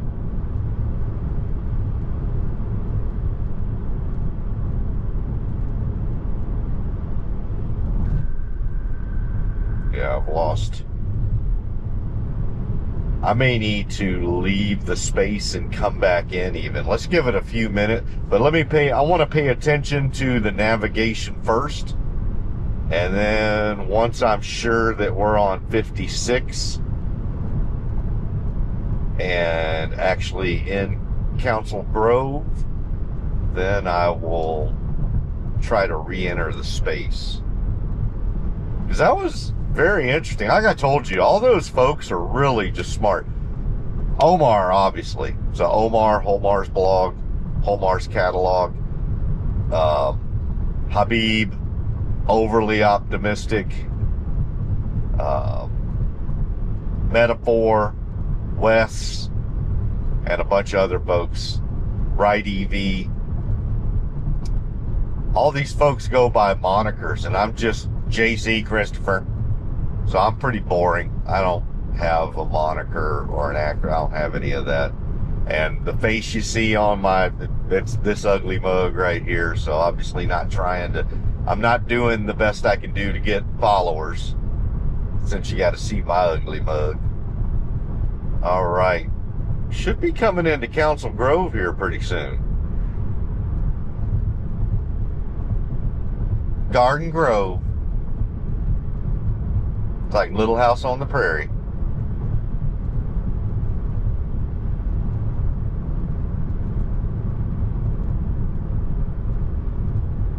I think, let's see, yeah, that's gonna be, so we should be good. Let me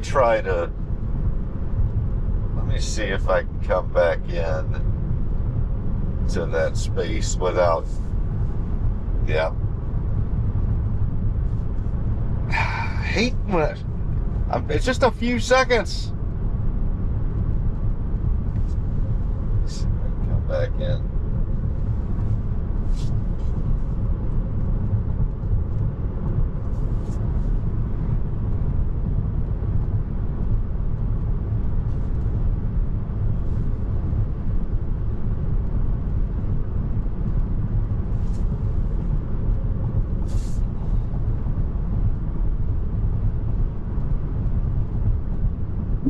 I think Monroe tore down the Cybertruck and he noticed that there's already a port, right? So the hard part for retrofitting the existing vehicles is that the thing to get energy into the battery is kind of under the battery, right? So it's not really easy to plug something into there. The wireless charger has two parts. There's a coil on the floor and there's a coil on the bottom of the car.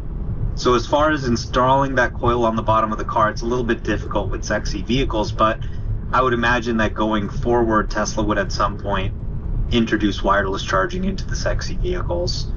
And I think Monroe tore down the Cybertruck and he saw that it did have a port at the bottom to allow you to retrofit a wireless charging pad.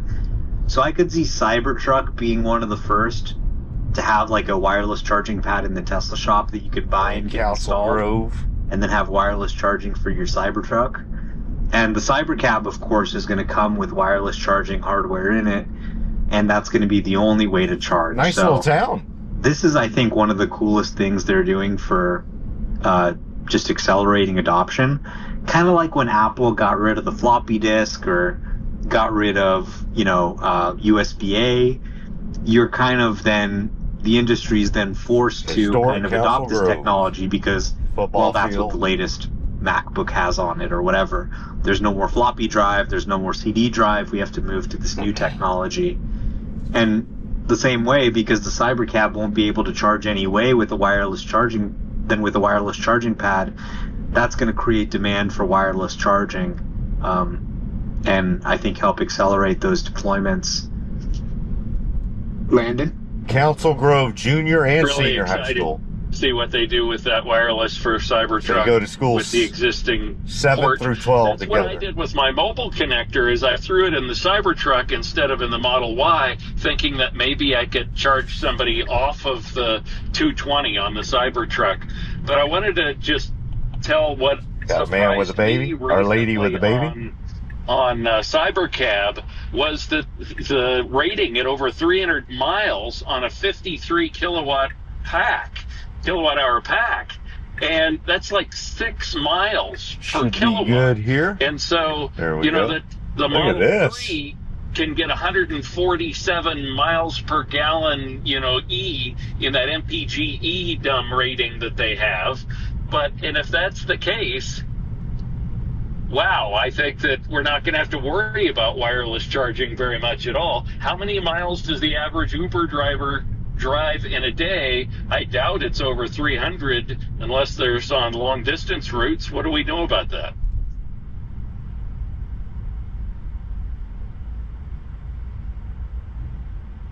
Yeah, I mean, I think it's going to be kind of interesting because with wireless charging, we potentially are moving into a world where the user doesn't need to think about charging at all. They don't need to think about range at all. You just drive around as much as you want. Your car goes and charges itself when needed. If you're driving around town, then you absolutely don't need to worry about it. And average battery sizes might get smaller. I mean, you look at the Cybercab, for instance, it's got less than half the 50 battery kilowatt capacity hours. of the Cybertruck, but the range is about the same. So you could call a car, and if you need to take a road trip, maybe you get a car with a bigger battery. For just trips around town, it might not matter what it really is. And with smaller battery, it's also much easier to recharge it, to get the energy you need. 1 kilowatt hour is maybe going to get you, 3 miles in a Cybertruck, but it's going to get you 6. So that same amount of power delivered is getting you much further. So Santa Fe Trail's right over It's there. going to be interesting to see how things change. I think scalability is really important. And old railroad we're really station. moving into a world where it's kind of irrelevant how much range the car has. Oh, You go in gas the app, station. you say where you need to go, and they send you the right car to get you there. And there's the elementary. You never need to think about stopping. You got at all. elementary and junior and senior. Hey, high. did anyone take a Robotaxi ride at the We Robot event? And also, did it actually have a battery or mileage indicator in the software? No. There's no battery indicator in the Cybercab UI. Nothing. It's irrelevant to the user, right? They just send you a car that has more than enough charge to get you to your destination, and the UI is just focused on watching TV or playing games. Which it should be. Omar, what do you think about the tariff announcement that I think there's a news that Trump is going to make some announcement on automakers specifically today? How do you think that's going to impact Tesla in the near term when it comes to sales and in the long term? Yeah, I mean, this is a very chaotic situation. It's difficult to know what the outcome is going to be. Are there going to be tariffs? Are there going to be counter tariffs? Generally, I would say it's not good, but there are some potential good outcomes. In the short term, if there are tariffs on foreign autos, it's going to make Tesla products more competitive in the United States. But then on the flip side, if the other automakers then slap a tariff back, then I'm turning it down for a second, and I'll turn it back up here in a second, but I was just going to let you know we're done with the scenic drive through the prairie land of central Kansas on the Flint Hills Scenic Parkway. So I'm going to put it back on hurry mode and 50% max speed offset, and then I will turn the space back up. It's a chaotic situation. So I go to autopilot, just chill, let's go to hurry, If this wasn't all happening, and there we go. it would definitely be less confusing. But given their reliance on local manufacturing and local supply chains, there is also, sort of the potential to make them a little more competitive in the short term. It's difficult to predict with so many moving pieces, but I think for the most part, any volatility in deliveries caused by tariffs, trade wars, trade barriers, political issues are probably little ripples on the surface compared to the tsunami of the Tesla rideshare service that's launching in June. So I don't think anyone really knows. I mean, who the hell knows what Trump is going to say today? But Tesla has always proven themselves to be a winner in tumultuous times. And that's because they can just move so fast. Whatever happens, they can adjust so quickly. During the pandemic, when so many auto companies were just getting killed, they were able to move quickly, find new suppliers, keep the production lines running, and they did extremely well. So I think they'll navigate this chaos well too, but I will be celebrating the day where these trade tensions have calmed down and we're not seeing new tariffs all the time. It generally isn't a good state of affairs. The other flip side of it that could be positive is, and I think this is a big if Trump is actually able to use the tariffs as leverage to negotiate lower tariffs on American imports, then that could be broadly good for American exporters long term. But like I said, there's so many moving pieces, so many tariffs and counter tariffs that it's a little bit difficult to predict where this all falls. I don't want to jump back and forth too much, but Landon, when you're asking about the Uber drivers and how many miles they're putting on, we have Tez Ali who just came up and joined us. Tez Ali, how are you? Thanks so much for joining us. We were talking earlier, Landon was curious to know, and maybe you could shine some light for us about how many miles would you say, if you do a full day of driving in your experience, that you are putting on your vehicle? Hey, Habib. Hey, everyone. So I guess it depends on, because Uber's a little different, I think, than what Robotaxi is going to be. It depends if I'm more downtown. I'm in San Diego, so if I stay downtown, I am putting maybe 250 miles.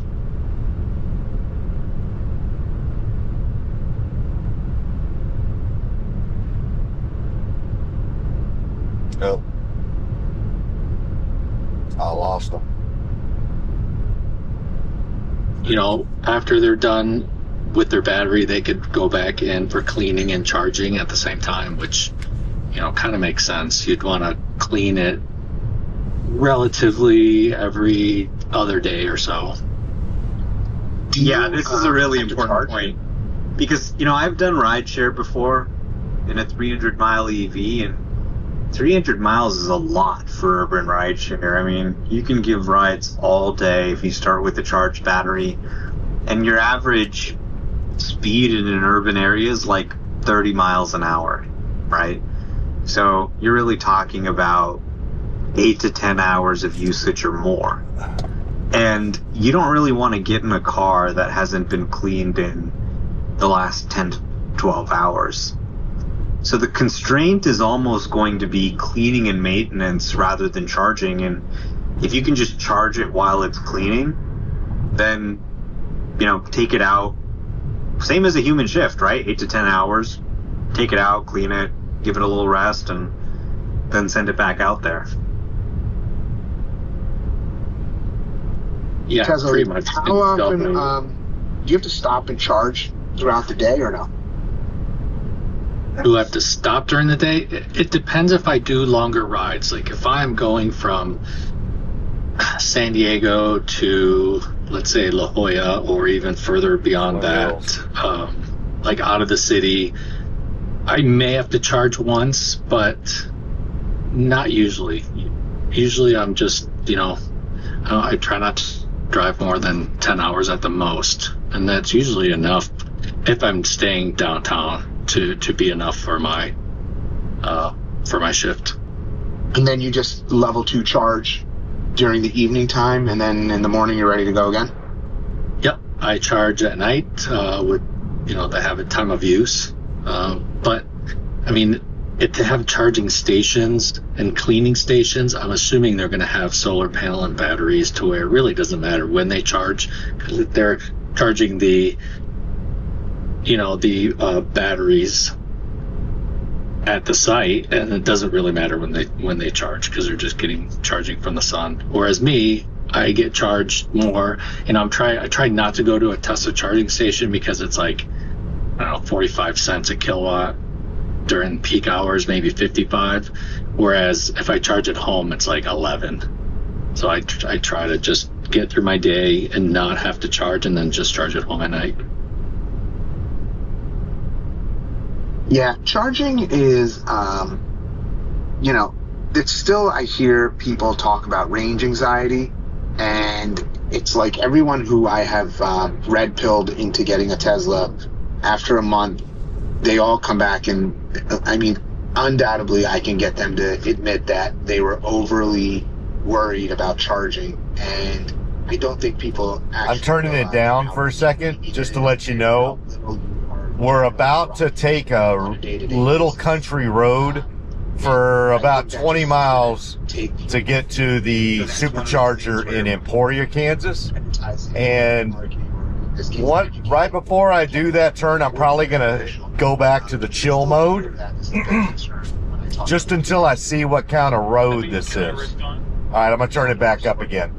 You know, you're right, and I want to add an additional part and just take away a little bit from your last sentence, if you allow me. So I think that range anxiety exists in most all of us until we have the experience. But the reason I say that is we might not remember our range anxiety that's long gone. And so I think that we should work to avoid diminishing that when other people bring it up. I know that's not what we're doing here in the room, but when other people bring it up, sometimes Tesla owners, other drivers of EVs are quick to say, oh, yeah, that's just all a joke.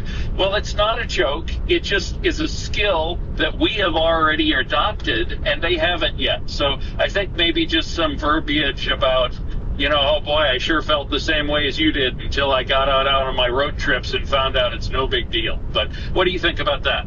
We also have to make sure that people know that an EV is the opposite of a gasoline engine, where it's better and it's more efficient in the city than it is on the highway. Most people are driving in the city, so if you tell them it's even more efficient if you're driving in the city than your gasoline engine, you're not constantly idling there. You're not just sitting and with 12 miles a gallon, even though you have a fuel efficient car, because the city is just terrible for a gasoline engine. That might ease some people's concerns.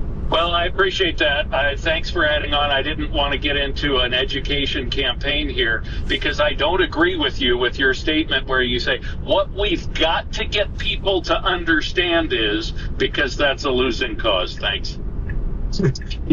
I'll just tell you anecdotally, I still remember my first month of my own Tesla. It was like 2017 or 2018, the Model 3 Performance. Her name was Lola 3, and every single place I drove, I had an extension cord, and I was 110 charging that car everywhere. Even when I went down the road to my friend's house, I would plug it in. I had no idea what to expect with the range. Me and what happened too. with it. Yeah, I actually remember that. And that went away after a month, and then it's just funny, this last week I was away for 5 days. I just had my car parked at the airport, and I didn't even check the app once until I got back. I wasn't even concerned about the battery. It's sitting there. The temperatures were in the 40s and 50s. I knew the car was going to be just fine, and I knew I was just going to have enough to get home anyways. But that's now almost 7 years and 5 I think, or 6 Teslas later. So you're absolutely right. There is an experience to it. You can't diminish it.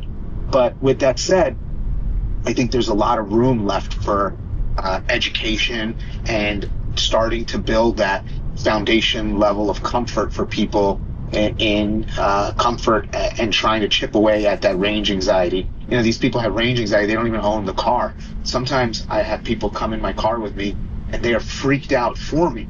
They're looking at the battery. They're constantly looking at it. And I'm like, just chill, relax. It's going to be fine.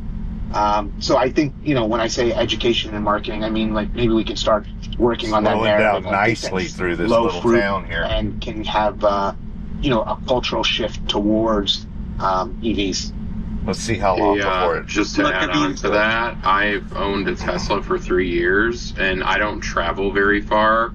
I still have range anxiety because I've never gone somewhere super far in my Tesla, and I've owned them for 3 years. So I'm going to take that trip. I know wholesales is going to say, hey, take a long trip. I'm going to. But I still have it. I just do. I've never done it before. In a robotaxi world. I've been covering Tesla now since 2018, so it's been 7 years. And in 7 years, the discussion around how to operate an EV, range charging, has not evolved one bit. Okay? In that time, millions of people have started using their EV as a daily driver. They use it every day. They don't need a gas car. It covers all their needs. But trying to explain this to people is a massive amount of friction because you do need to change your habits. You need to learn how to do it. It's not just drive anywhere and go stop at a gas station now. It's, okay, remember to plug in at home, make sure you have a charger where you live, plan the trip out using the navigation system so you find superchargers along the route.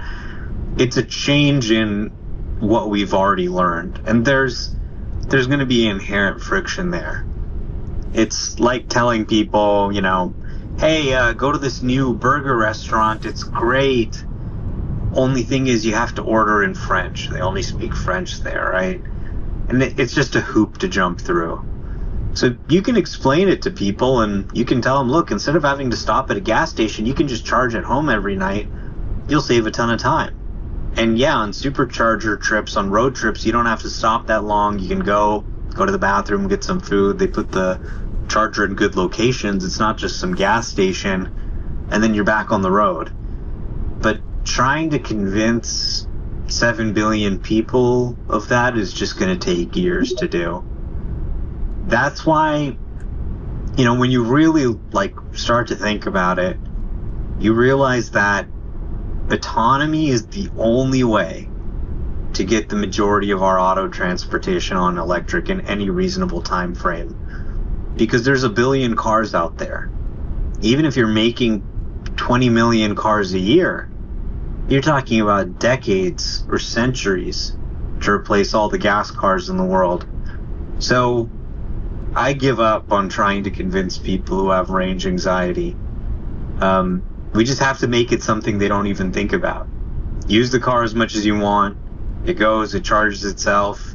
On road trips, it stops, it charges. The anxiety comes from, did I do something wrong and now I'm going to get stuck and stranded in the middle of nowhere, right? Now, you take that question out of the user's head by saying, you don't have to worry about it. Just tell us where you're going, we'll get you there. And users will like that. I did have a question because I'm going on my, basically the first long trip. I'm going all the way to DC at the beginning of April. And obviously they have the departure energy and arrival energy. Did anyone have any tips on, efficiency wise? Because I don't have range anxiety. I just don't my Model 3 all-wheel drive. I'm gonna get 300 and over 300 miles of range when I started to 100%. So I'm not concerned about that. But does anyone have any tips or anything like that for traveling? It's so much fun. I'm on a road trip right now, and this is a trip I haven't done before. It's probably my longest. And so I was even asking some of my road tripping buddies, hey, is there some other app that you use that calculates, differently, a better route planner or all of these? And you know what? They all said the same thing as what I do, is they say, just use the Tesla app. It is so good. It is so customizable. You don't have to worry about much at all. Now, you'll have fun with it because we all kind of nerd out over it, right? And so you'll get used to, well, should I arrive at the next one at 10% or is it really windy and the app says wind, so maybe I better give it to 15%. But that's just kind of nerding out and having fun with it. You basically get into your car and it shows you the station and you go there. It takes you there. So if you don't want to think about it, you don't even have to think about it. Yeah, I'll be using FSD all the way, so that'll be fun to see how that does on about a 5 to 6 hour trip from where I am in NC to DC. But I was wondering if people kind of look on the map or plan, because we're probably gonna make a few stops. We might stop and eat or something like that. So do people do that with the app for superchargers? What's the best way to kind of should I get down to 10% or so and then have a 25-minute charge session to stop and eat? Do people do that kind of thing? Good question. Yeah. So generally start by just entering the address and the trip finder will sort of plot out, stations that it thinks you should use. But it doesn't always pick the thing that I want to use. Sometimes it's too conservative. It wants to make sure you get there with enough battery. Sometimes I'm like, you know what? I can make it to the next stop. How fast you drive can also make a big difference. If you're driving fast manually, it's going to be very different than if you're driving slower, letting FSD handle it. Things like hills and wind also matter. So you want to go ahead and enter the destination and look at the trip planner. And then if you want to, for example, eat, go click on the red pin where the supercharger is taking you. For example, this supercharger location. And you'll see at the bottom a bunch of little squares that mention amenities. these can vary depending on the location. Some have no amenities, although that's rare. They try and put them in good locations. But you can see if there's shopping, food, bathrooms, hotels, and other stuff at that location. And if you tap on those little squares, it'll actually do a search for what's there. So let's say we're traveling around lunchtime. I'll go in, I'll see the next supercharger stop, and I'll click the little food icon. It'll say, oh, okay, there's a Chipotle here, there's a Whole Foods here, there's an In-N-Out. Okay, great. Yeah, let's go to this location. Or sometimes it's taking us to a location that doesn't have exactly what we want to eat. So we'll push the little charging button and we'll look at the other stations and see what they have to eat. And then sometimes you might want to navigate to that supercharger directly and go to the supercharger that you want rather than the one that the trip planner is planning. And then once you're done, you can go back to the trip planner. Well, I did not know that it had the amenities and stuff like this. So, Most people don't. Even people who think they're Tesla experts. I mean, I only found out about this pretty recently. So there's a lot of hidden features in the Tesla UI that can be really helpful. I just add two little things. The latest thing is search along route. We've always been able to search in our navigation screen in the Tesla for restaurants or businesses or things like that. But unfortunately, it wasn't optimized until now. Like you would plug in Starbucks and it would give you the option of one that was like 7 miles behind you on the route. And they've worked on that recently, re-released it to where now when you plug in Starbucks, it only shows ones that are on your navigated route if you have that plugged in. And I love it. I think that is a big help. And then I would mention preconditioning. It's really important in the winter for me here in the mountains. Very, very important that I get maximum preconditioning time before I hit that supercharger. Maybe not as much for you on the east in the spring and summer. So I just make sure you have a supercharger plugged in as your destination so it will precondition that battery. Sometimes for me, as long as more than an hour, if you can believe it, on the route. So yeah, that may be important, but I love having that navigate on your route. You know, we've got a great speaker panel. Thank you, everybody. Thank you to my co-hosts helping me keep the space alive. A lot of people were asking to come up and ask questions. So I'm just cycling some of the speakers down to bring other people up. But you know, if you want to add back get back in the conversation, just hit the request to speak and I'll get you up there. Hey, we're going to jump to, yes, sir. If you add a third co-host, you have another spot for speakers. Sick. Okay, I'm going to do that. I want to, JC's hand was up. We're going to go to JC, then we're going to go to Scott afterwards. Hey, what's up, guys? Yeah, I was listening in on the discussion about overly you're getting ready to go on a road trip. Yeah, just get in the Tesla and punch in your destination. I'm in a place called Council Grove, Kansas right now. I got in my Tesla. I saw it had about over 50% charge. I went up to the Flint Hills Scenic Parkway to do an FSD drive. By the way, y'all are all on video right now, so you'll be able to hear yourself later. No, you won't, because none of y'all watch it. But anyway, when I got through with the Scenic Parkway, I'm going through Council Grove, and I was like, oh, crap, I'm at 35%. Where do I need to go? And Tesla told me, and it's taking me to some place called Emporia, Kansas. I'm just driving through little bitty towns I would have never seen before.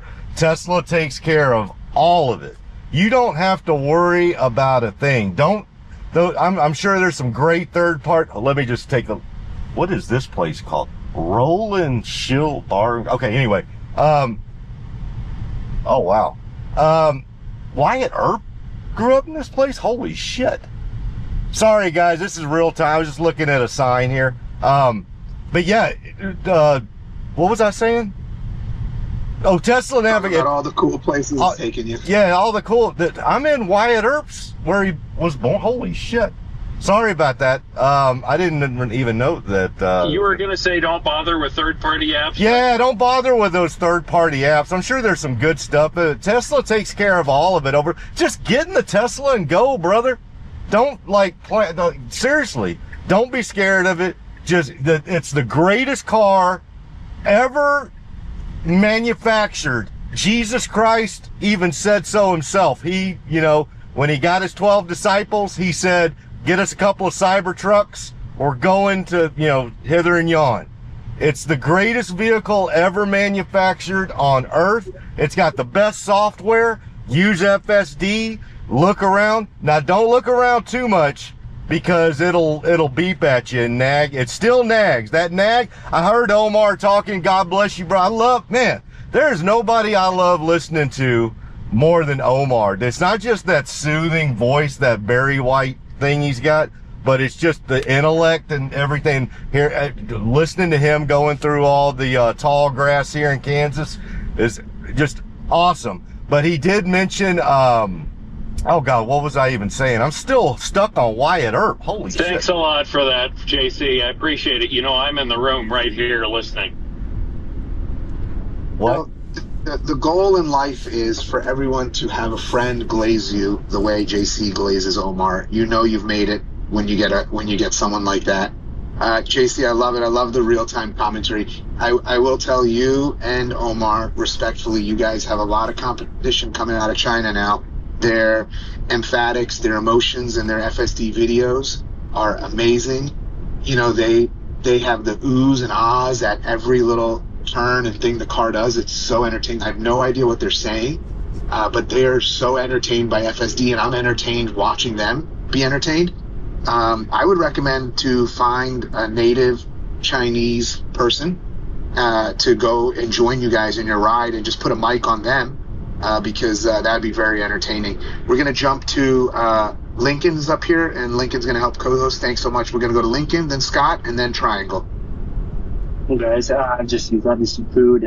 So this was already said, but the person is asking about, efficiency. It's the only thing you have to worry about. Like Landon said, if you just follow the car, you're fine. But if you really want to extend it, it's all about speed.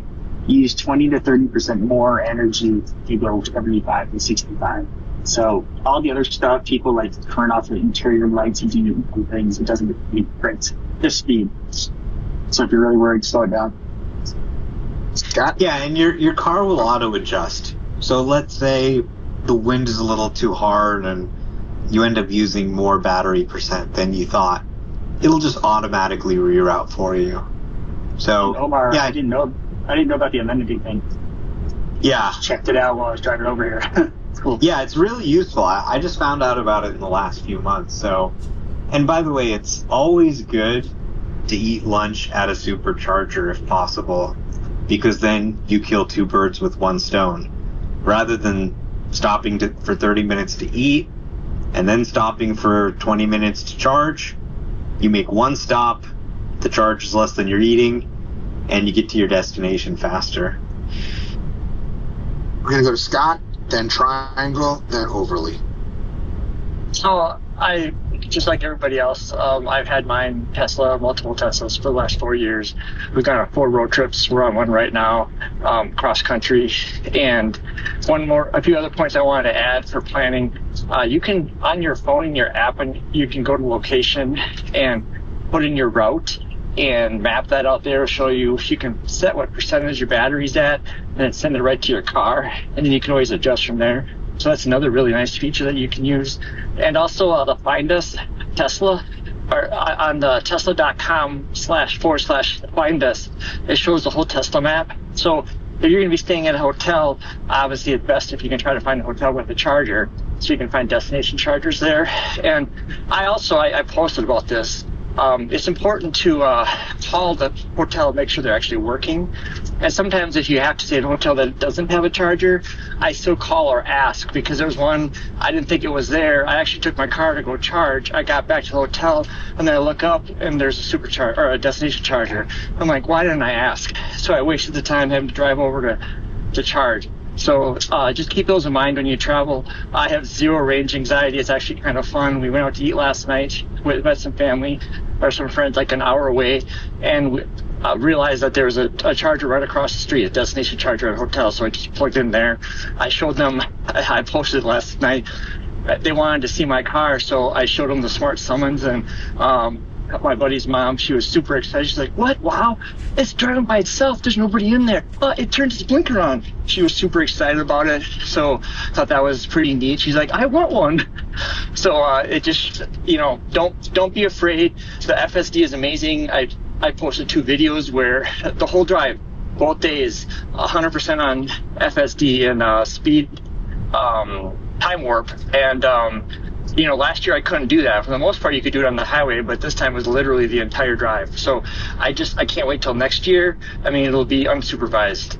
So it just keeps getting better. And if you're going to do it, just do it. You will not regret it. Thanks, Scott. Thanks for sharing that. Let's go to Triangle. Yeah, I mean, I'm just gonna pile on a little bit on the whole range anxiety thing. For me, I'm such a fan of Tesla that I just ignore kind of any extra time it might take me. But before I got my truck, I had a Model Y, and I took 2 trips with my wife, which was really the test. I went from New Jersey up to Maine, and I also went from New Jersey down to the Outer Banks. Both trips, I think, were somewhere between 8 and 10 hours. And to the Outer Banks, my brother-in-law was driving in his gas car. We left at the same time. And we stopped for lunch, and I think we got there 15, 20 minutes after he did. And, like everyone said, there's really just, once you get the car and you get used to it, it's just really so easy. Omar mentioned grabbing a bite to eat is as long as the charge will take you, pretty much. I also just wanted to ask real quick, Habib, are you going to be in Paramus this weekend? I'm not sure about my weekend plans. They're up in the air suddenly.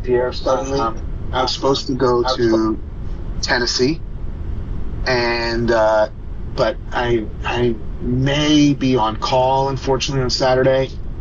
So if I am, then maybe I'll go to Paramus instead, because it's right by where I'm at. But that's going to be like a game time decision, and then I'll DM you, and we can coordinate. If I'm heading that way. Fair enough. Yeah, I know. I got a lot of Tesla people up in North Jersey, so I thought I might head up there this weekend. So maybe I'll catch you. Yeah, I wanted to just share that road tripping in the Tesla is so much fun. I mean, it's so much fun. And stopping at different superchargers, it's kind of interesting.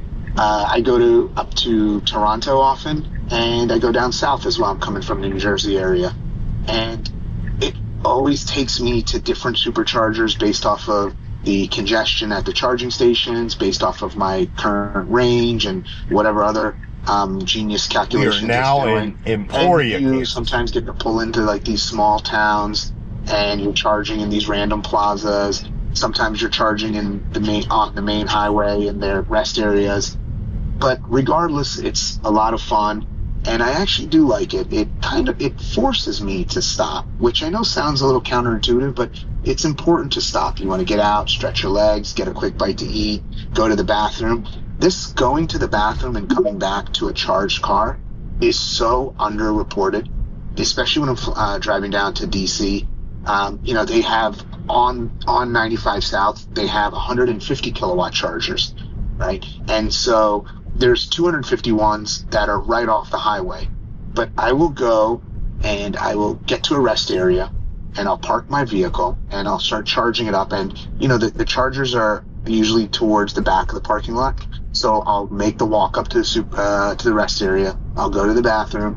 I'll finish up in the bathroom, and no joke, within like 5-10 minutes, I get a notification on my phone. Your car's ready to continue the trip. All right, let's see how we do with the school bus here. It is that fast also. And I'm not that slow in the bathroom either. It's a really underreported concept. Well, they lifted the stop sign. Okay, let's see what. Are we going to stay with them? Before we just get to Dallas's hand, I did want to see, is Joe Schmo still here? Oh, Joe Schmo, you're down in listener. Oh, we got the school bus right, but we're about to turn right. Let's see what they do. This sword in his PP picture, and his name is Triangle, Try and Angle. But I was really thinking that he would be a really This little traffic circle here. All right, we're not staying with the school bus. So we didn't really get a chance to see how we were going to react to this. Really cool to see a meme of Triangle that just says try and then AN, but then it's cut off. And you know, we can leave that up for interpretation of people. You're killing me, Habib. All right, let's go to Dallas. That is. Oh. Thanks, Habib. I think someone else has their mic on, and it was causing quite an echo. Maybe that's just Triangles in his car, and you know, that's Bluetooth. It's always a problem. Okay, yes, I actually missed what you said. I loved your point. All good. Habib, I loved your point on road tripping. I think road tripping in a Tesla is absolutely badass. I love it. From kind of the nerd side, I get excited by thinking about things like, all right, where am I going to stop? You know, what percent is the car going to be at when we leave? Did I precondition it? Did I do the heating? You know, and it's like that if you want it. And it's also so easy and so great now that you don't have to do any of that, right? Like, I don't want it to come across like these are things you have to do to make it an enjoyable road trip. But for the stat nerd like me, it's exciting because it's there if you want it to be, right? Like, I don't know if that makes any sense, but like when I go on a road trip, I think about things like, all right, so let's see, it says I'm going to get in at 10%. Well, I want to get at like at 3%. So I'm going to increase my speed coming in to where now I'm going like 85, 88. I can get my charge curve up. So like the stat nerd in me just loves road tripping in my car. And then obviously from the driving side, you don't really drive at all. You just get to sit and have a conversation with people, listen to spaces. Like, it's the least stressful way to road trip. And that narrative of, oh, it's horrible, oh, you have to charge, oh, all this stuff.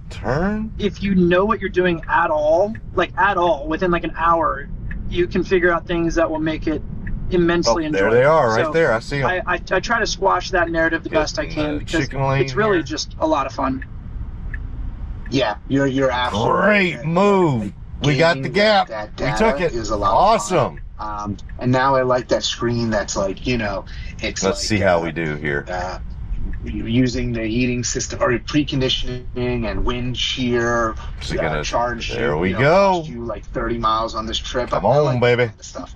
And it is a lot of fun, and it becomes a family affair, right? You get everyone involved, everyone gets excited. Not the best parking job so far. You're gonna straighten it out. It's a great experience. It's not. You have to straighten out here. I actually think it is, but then going back to what Landon said earlier, it's something you got to grow into. You got to just. I'm gonna straighten it out. Get off the line here.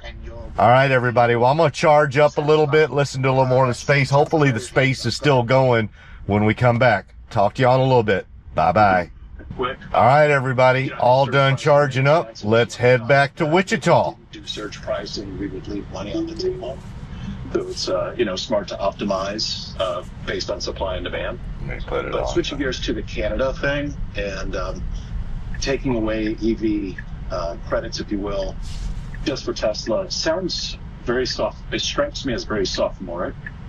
It might be one of the stupidest things I've heard in a long time.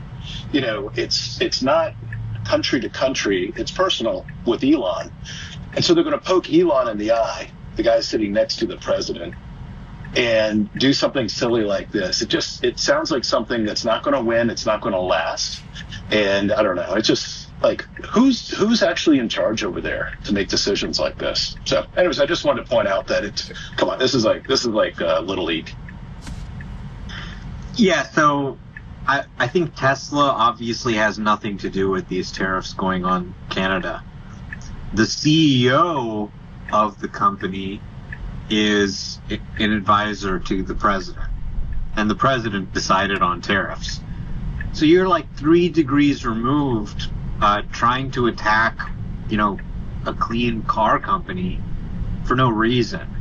So what I would do if I were the Trump administration is just hit them with a strong retaliatory tariff for this type of action, and just kind of send a message that these attempts to kind of pressure the administration won't be tolerated.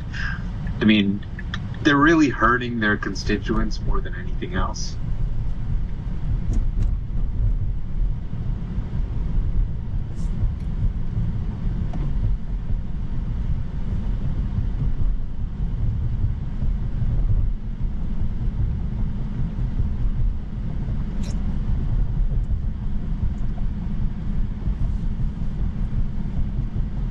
Tesla, I see your hand is up. Did you want to say anything?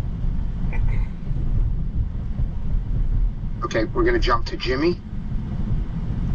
He was going to say the tariff war. I think it's a little bit bigger than people realize it. So I'm in Minnesota. Canada supplies us with electricity. Unfortunately, I'm not really sure why that is. But it's not just Minnesota. I think it's Michigan. I think it might be some parts of New York. I think there's like 4 states affected by this. So everybody was kind of freaking out when they said that they were going to do a 25% tariff on the United States for electricity, because we've already had a massive increase in the cost of electricity within the last year, just in my state. But adding another 25%, you're going to start looking at EV prices getting very close to gas prices at that point in time, which I think it would massively slow the growth rate.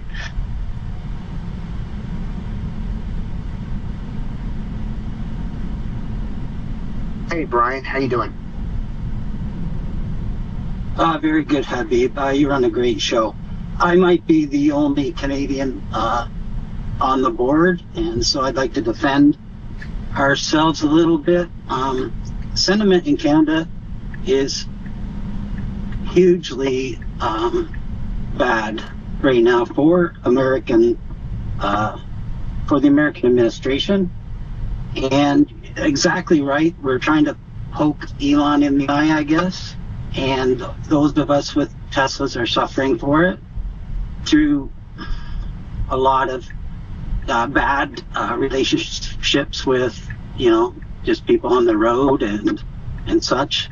I would like to see if the amount of protests at dealerships or Tesla stores is higher in Canada, because I know of 2 in my province yesterday and 1 today. I think this is going to get worse before it gets better, and it is quite a shame. I have a Cybertruck and a Model Y, and I don't regret the purchases, but it's tough sledding right now.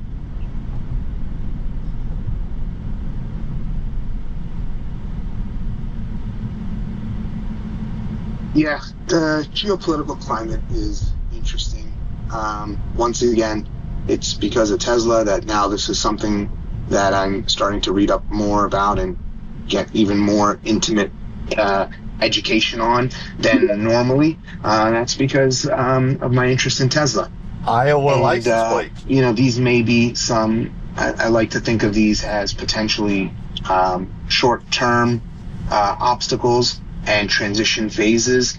And, we'll have to see how things are when the dust settles. It looks like these tariffs are being used and imposed as negotiating tactics for the administration and with their counterparts in other parts of the world. And I guess it all comes down to June when the Robotaxi is going to come out. So I feel like in June we'll get by June everything should settle and we should have a better idea of how the landscape's going to look. I doubt this poking back and forth of tariffs is going to go on for a very long time. I think it's kind of like in the beginning of the game of Battleship, everyone is just getting their pieces ready, and then the game begins. I feel like maybe we're in that phase right now. But thanks for coming up and sharing some of that sentiment from our friends up north in Canada. Appreciate that. So, guys, we've been running the space all day, actually, and I appreciate everyone coming in and out. It's been a lot of fun. Lots of big respect to all the co-hosts who are coming in and out, helping me keep the space alive. Thanks, Uzi, so much. Thank you, Omar, for coming once again and sharing your knowledge and helping everyone out in the community and answering our questions. And everyone give each other a follow and go subscribe, and all the money comes back and forth. You subscribe, they subscribe. Don't worry, it's good. We're supporting each other. We're supporting our community, and I appreciate everyone spending their time here with us. And we'll see you guys again on the timeline. Probably a little bit later. We'll be hanging out, so feel free to jump in and out. Thanks again. Take care. Bye-bye.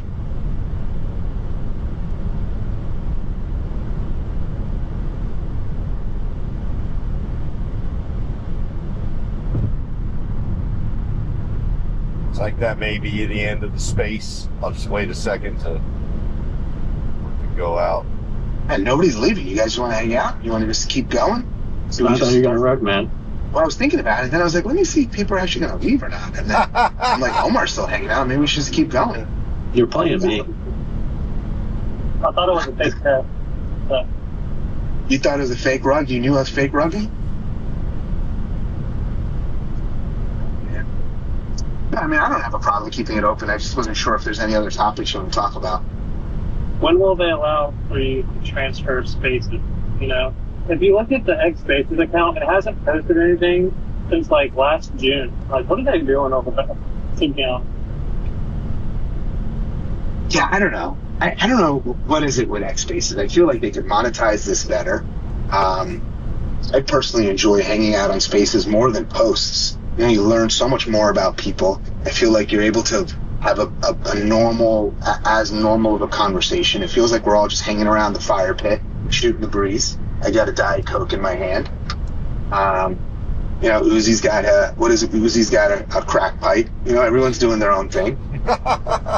They should really figure out a way to monetize this and put some effort in it. It's probably because they can't monetize it, right? So that's why it's kind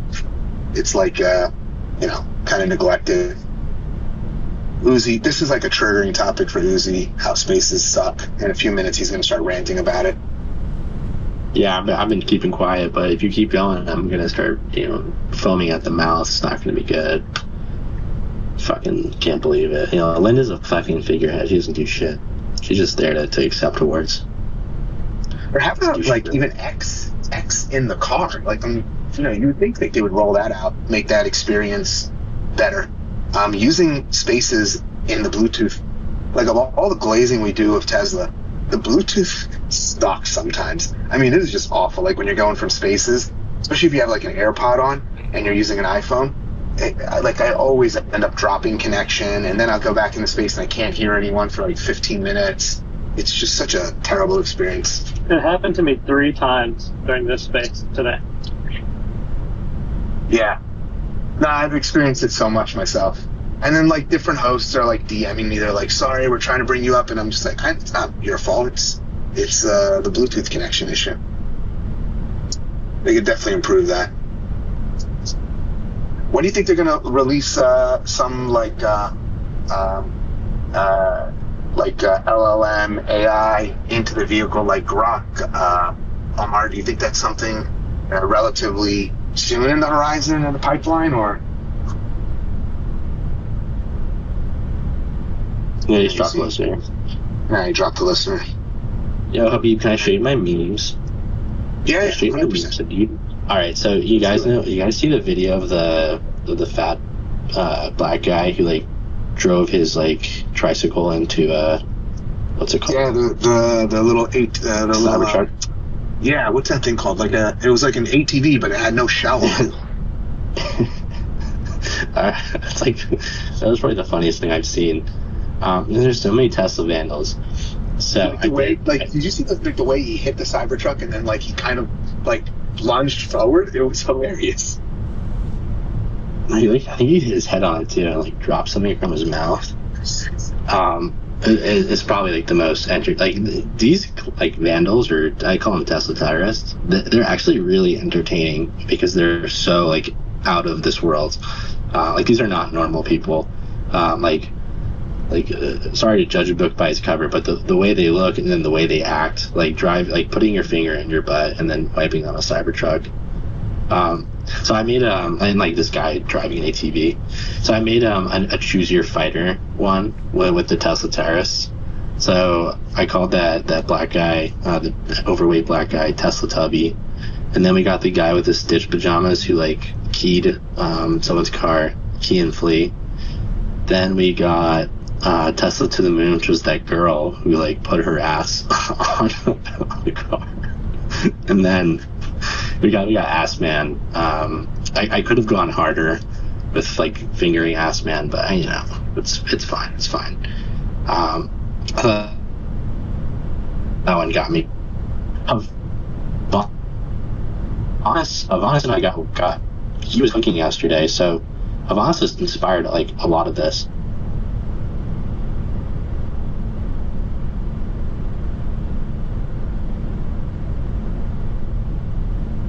Nope. Connection. Kind of like monkey puppet guy with side eye. It's a famous meme. I don't know the exact name of this one. So then, is this a? It's like it's not a Sesame Street character, right? No, it's not. There's some origin of it, but I never actually used it. So you were like Marquez watching Robotaxi come to fruition, and then I commented I just edited out the hair using Grok. So then he posted the bald version of the monkey, and then he like photoshopped like a YouTube thumbnail, and it says like my favorite grooming kit, and he's just got like a head shaver. So then I like we were just going back and forth, so I took that and then made him bald using like an object eraser. So I think that was one of my favorites of the past like 24 hours. Havanas is a really funny guy. Let's see. I had a well, if anybody knows, Alec does Tesla on Fridays, and he usually does meme of the week. And I had a good idea for this. We could do meme of the week, but then we could each submit like one meme that we created, and you could just. Yeah, I mean, people just need to submit the meme, right? Yeah, I'll judge it. I don't care. I'm like, the thing with I don't know how I became like this meme guy, but like it's just kind of weird because I'm like super young, but then everyone wants my approval with memes, so I just get like tagged in a lot of random shit, and I'm not I've not mastered being like, this is not funny. I'm just like, all right, this is cute. But yeah, like I think it'd be fun if people just want to do it. I mean, honestly, the way I'm doing those memes is like Tesla Holder and Mr. Funman. They make banger memes like all the time, and like they're consistently focused on Tesla. So I just like go through their profiles, and because no one sends me shit, they just tag me on the timeline where it's like, here's this random like esoteric thing, because I post about like random shit. What would be funny is that, or what would be cool is if you could somehow, like, follow like if something is identified as like the meme template, and then just be able to follow that meme template throughout the timeline and see how it's used in all different ways. Like this guy, your guy, Tesla Tubby. If there's some way we could see all the different versions of how Tesla Tubby is going to be used, right? So. For instance, Tesla Holder, he put a good one up. He made like a video of the Tesla. It's called Tesla Price Action, so it's got all the red and green candles. And then it shows Tesla's Tubby zooming in from the bottom of the screen, bringing in a bunch of green candles, and then slamming and hitting a wall. And it's just so funny. So he cropped out the Tubby and timed it perfect. I put it up on the top to take a look at it. And some of these, they just get me laughing, like giggling to myself for like minutes. They're just hilarious. Yeah, I'm kind of new to Tesla. Like I started following like a year and a half ago maybe, and I like investing much more. But like I don't know if there was like this level of like memes, paid attention to it. And Tesla holders are like really special because this guy, like, I don't know how he does it. Like, he's just making edits. So like that's like another, like, he's kind of he's like a Scorsese of Tesla. Okay, I'm like a plebeian compared to what he's making. Actually, a lot of people in the Tesla community can get sensitive to the memes, and memes are, I really got into memes after connecting with you, man, because I realized it's such a great way to be passive aggressive, and there's nothing more satisfying than sometimes letting out negative energy, but letting it out in a passive aggressive way. And memes are the best way to do it. So there's this guy in our community. His name's Earl, and he's not a full bear either. He's just got his own political opinions, and he's not the biggest fan of Tesla right now for Elon for political reasons. He just posts like banger passive aggressive memes against Tesla, and on days where the stock is red, these memes hit a little bit extra hard, so they can be really entertaining. And so I found that in Tesla, especially because of the stock and how much we're all invested in it, these passive aggressive memes are just so funny. Like, they help take the edge off. You just kind of laugh. It like reminds you, like, okay, life is just a simulation. I do credit a lot of the meme stuff to Yuzi, because I didn't realize the value of memes until you started talking more about it. And I guess you posted an article, right? So you became like the meme guru. Yeah, honestly, I don't know how that happened. And nothing like having like some random 19-year-old boy with a weed picture approving your memes, I'm in my 20s, man. Okay, I'm not in my teens. I'm a big boy, okay. But yeah, like the first time I made a meme, I had my wisdom teeth pulled like last year, or like in June, and I was just like kind of, I don't do drugs, but like I was like high because you had like the what's it called, like the anesthesia and all that shit. And I made it was a meme of a Trojan horse, and it's much more philosophical because like I was like really small also, so no one gave a shit what I said at the time, especially. And I would just say, it was like, here's the Trojan horse, and the guy's presenting it, and he's like a self-driving car, and then on the inside of it, it's like the Tesla Entertainment Mobile, and then he's selling it to, I don't know, like the people like you and me, and I could have just typed out, FSD is like really like an entertainment mobile, but it wouldn't have had the same effect, right? Like it fit the template perfectly, and that's what I genuinely believe. So it kind of channeled my philosophical view on the business. They're not deep on memes, Can you talk about this GPT feature where it's like cartoonifying any image? I don't know when this came out, but I missed it. Some of these cartoon images are bangers. For instance, we were talking about, I think before you called him Tesla Tubby, his name was Four Wheeler Bro. I just pinned up Dallas's picture of it. I mean, this guy looks amazing with the cartoon version of him. Just looks awesome. So how's everybody doing this? Yeah, so I sent in our chat a photo that went viral. It started because some guy like made a photo of his wife with him, I believe, and yeah, from there it just blew up. Like that got like 9 million views, and then everyone likes to put their spin on it.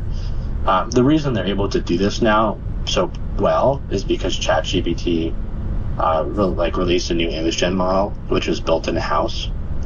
Before it was DALL-E, and DALL-E is like, it's kind of, how Grok or XAI used to use Flux to make images, and then XAI started using their own in-house product called Aurora, and it was so much more vivid, and like it just was better. That's basically what ChatGPT has, but they're able to follow directions better, and it's a little bit more coherent throughout the whole picture. So people have been using ChatGPT to take an image and animate it with like Studio Ghibli vibes, or like the aesthetic of it. And Sama has actually like decreased the censorship from what I've been seeing. So people are kind of, the Elon effect is working. Right? You got Zuckerberg to calm down, and Sama is like, Elon shifted the Overton window, and people are a little bit more. They can do like really almost anything from what I've seen. I haven't seen any political figures yet, and that was a red line before. But yeah, that's really like how this is blown up, and when a new product is released and you can create content from it, it's going to be abused, and there'll be an oversupply of it. Just as what happened with Grok, especially when it was the election, and within like a week, people are going to be bored. That's just how the volume curve goes.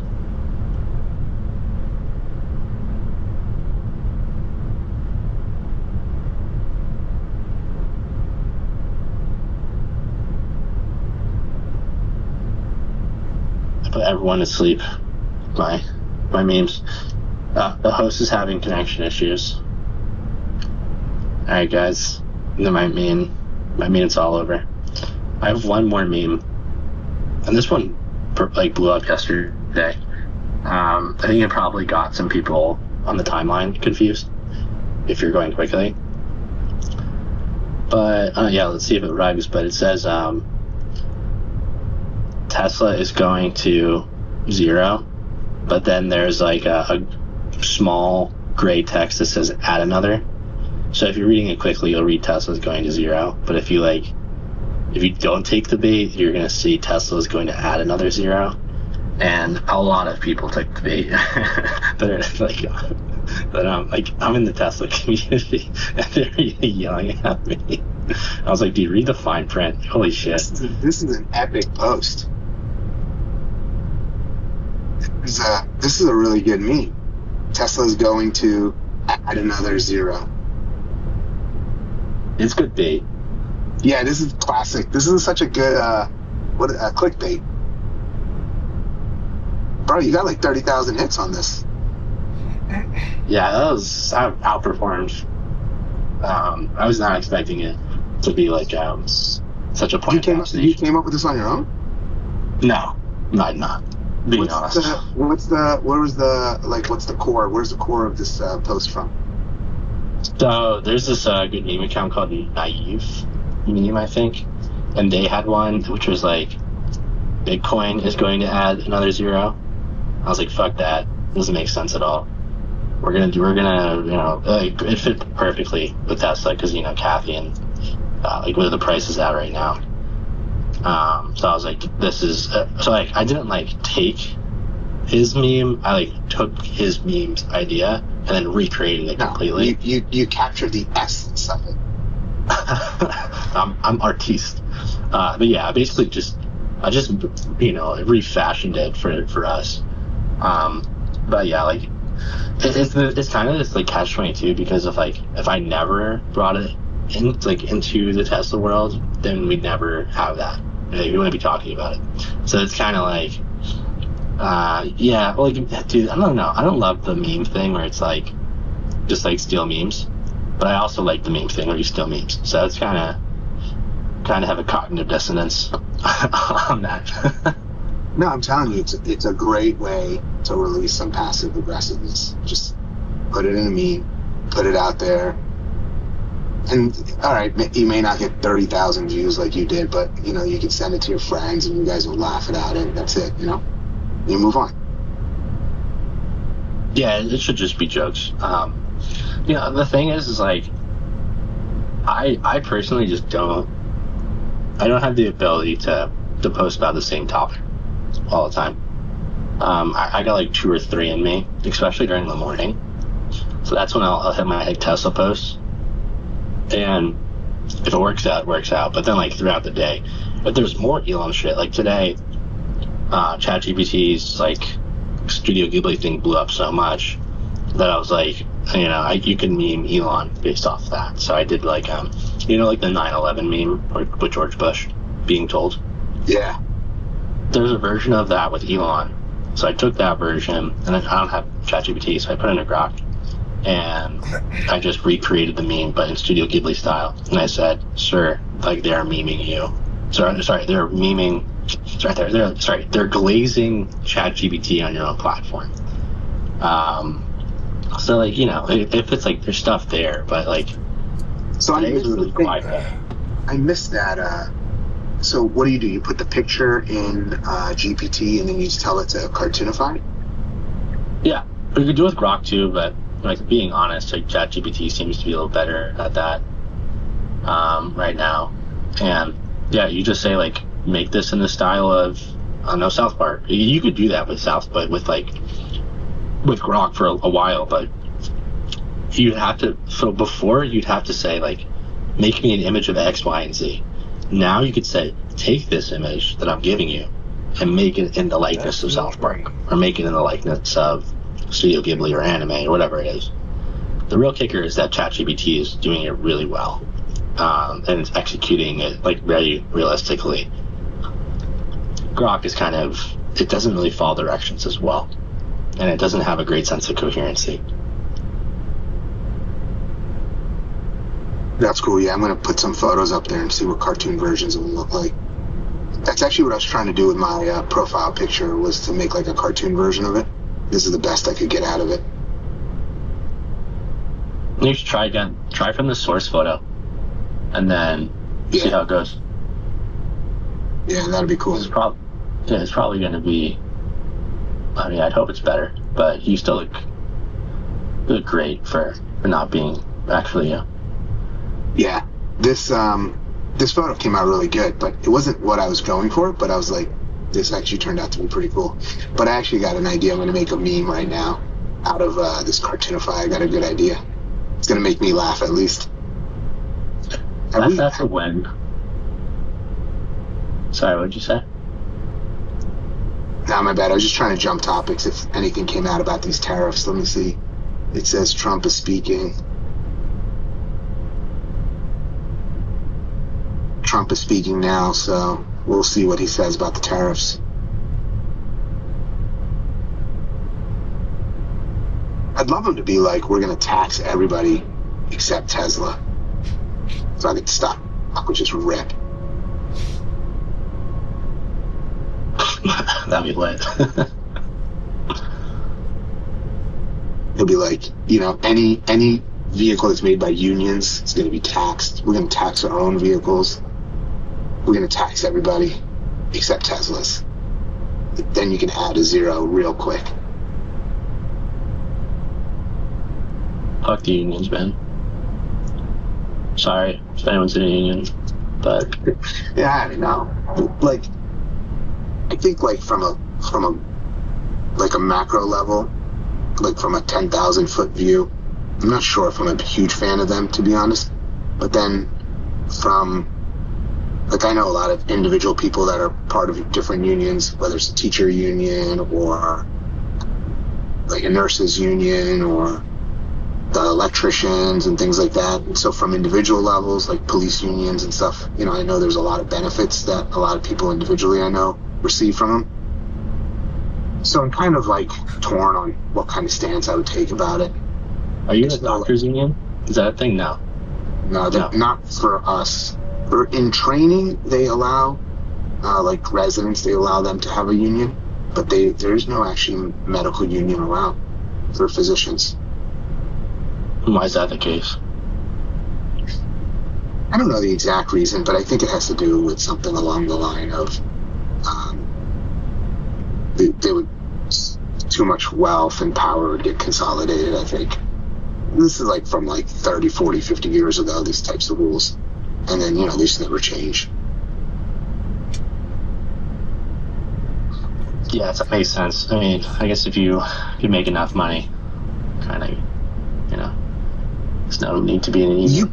You posted the photo of the black and white version of the troops storming like Normandy Beach, or was it Normandy? I thought it was Japan. Oh, sorry, Japan. Yeah, my bad.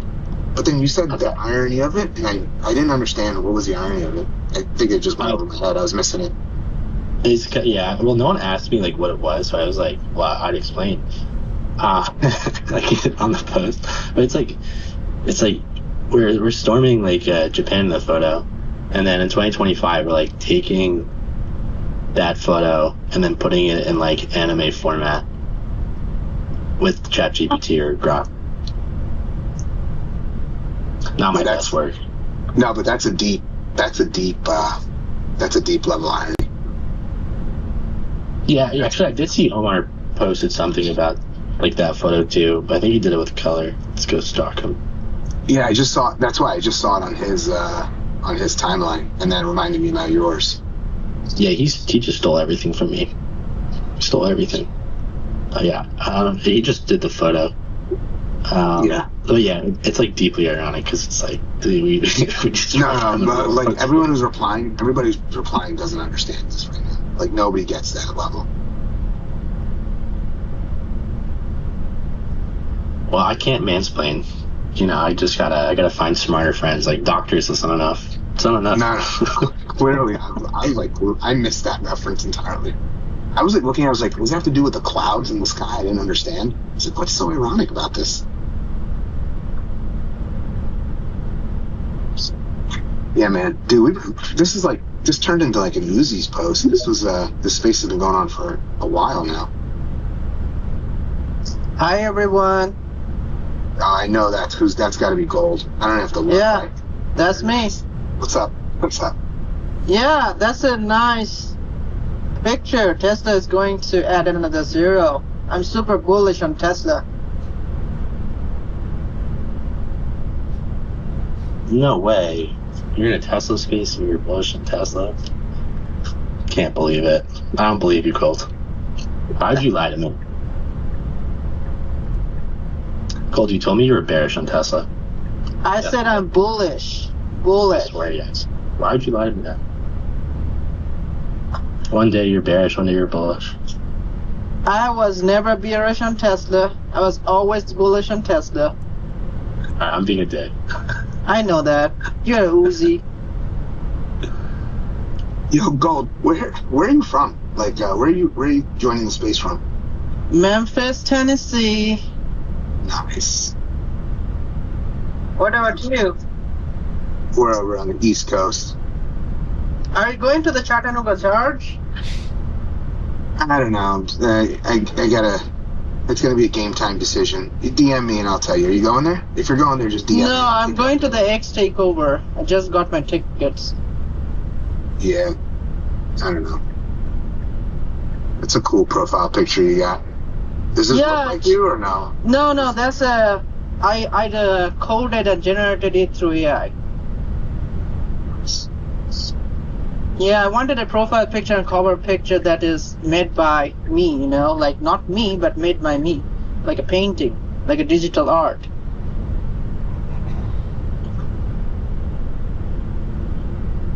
Yeah, man, we've been doing this since 11 a.m. this space. I just went back and looked at the time it got posted.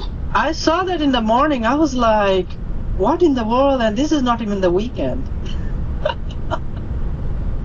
Who holds spaces normally on Wednesday? Yeah, and for that long, like I know a short space. No, I thought someone normally does on Wednesday, so I said I will host. Like my whole intention was I'll put a space for like 30 minutes until the serious spaces start.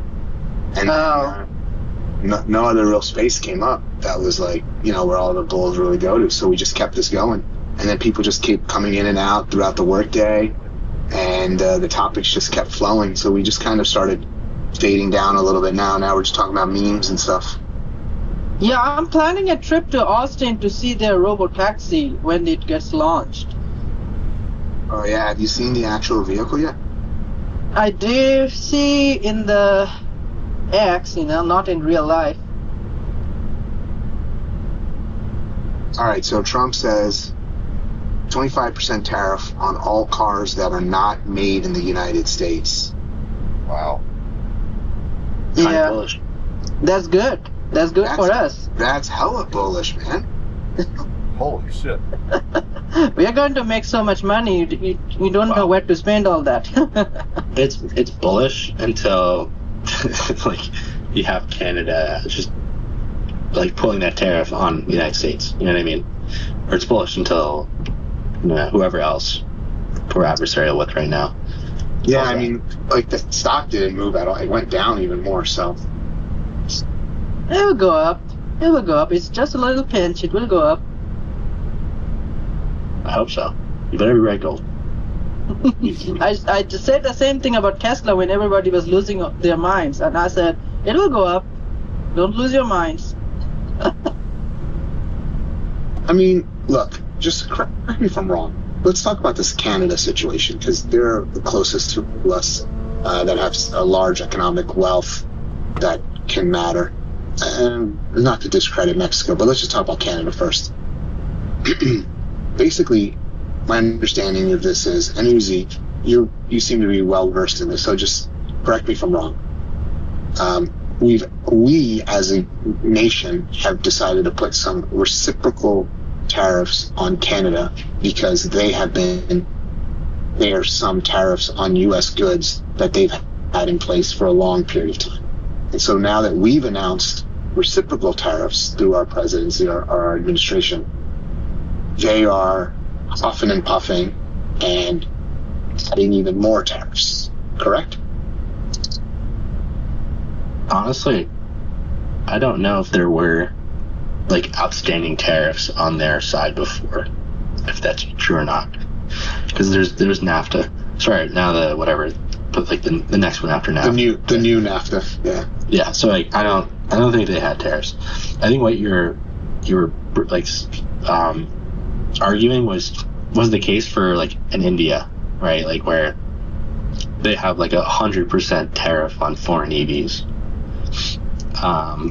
Yeah, so like I'm not an expert in this. I just interested in learning more, but I kind of want to have to grok this timeline of this tariff back and forth. Who put a tariff on first? But according to the CNBC article right here, it says this plan originally described would slap reciprocal tariffs on all countries that have their own import duties on U.S. goods, while imposing tariffs in response to other disfavored trade policies, such as the use of value-added taxes. So, I mean, I don't think he just went up to Canada and just started bullying them for no reason. There was something there that he felt they were doing or charging unfairly to us. I want to figure what that out. I want to figure out what that was, right? Yeah, that's the key. I know a lot of it's like military protection. I think, that's what he was clouding. And then border control was another issue. So he was like, get your borders controlled because we are suffering from your lackadaisical policies. I think maybe that was a big issue. Yep, that was really a big issue.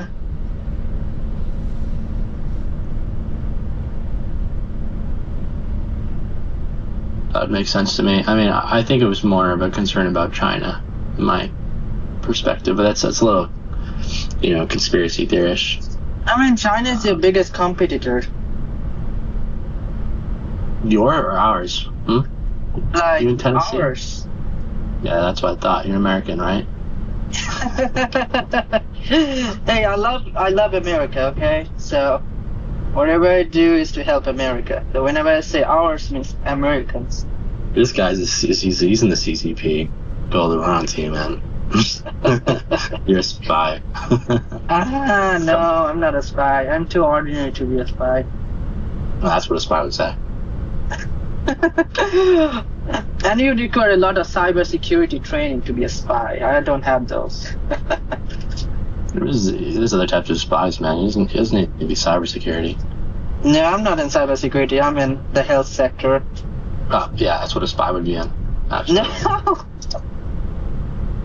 No. Yeah, I'm just fucking with you. I know. I'm so legal that I'm not like giving my real identity here. But people who know me, they can like literally Google me up. But yeah. I know you're not a spy. You like dox yourself for like a week. You undox yourself. Have I stalled enough? Yeah. Sorry. Thanks. No, that's he wasn't doxing himself. He was just laying the groundwork out for the Signal app leak, you know? I mean, who the fuck even converses on Signal for that kind of secret conversation? No, man, you'd be surprised. So many people in the government use Signal. So many. Like, officials, high-ranking officials, a lot of people use this app. Like, I'm not surprised at all. Don't they use BBM Messenger or BlackBerry Messenger?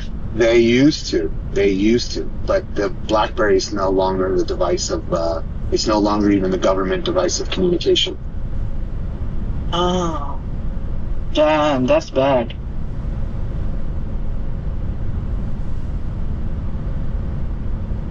Imagine if it was a WhatsApp group that got released. At least Signals now, is still anybody like a can little hack under the radar. WhatsApp. But if it was WhatsApp, that'd have been hilarious. Here's your family group chat on WhatsApp got leaked. That did happen in the G7 summit, when Trump was showing a WhatsApp group of all the countries, US had joined in, Sweden joined in. I still remember that video.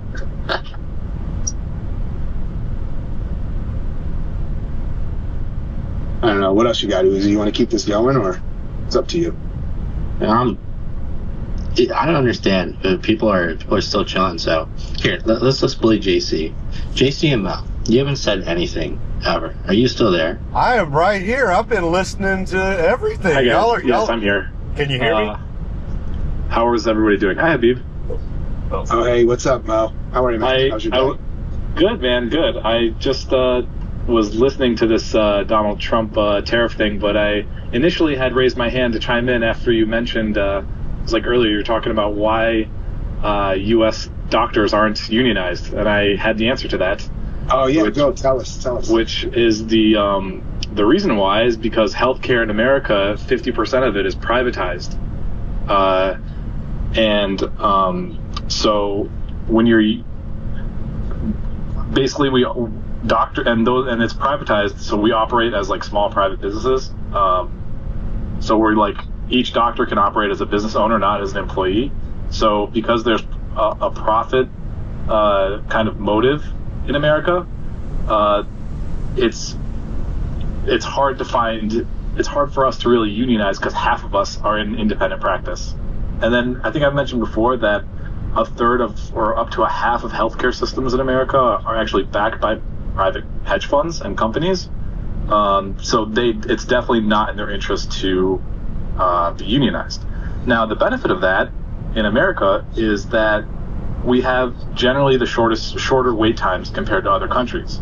Like, for example, Canada is a highly unionized healthcare system. And when people go there for like doctor stuff, it could take like months, years to even get like a basic MRI.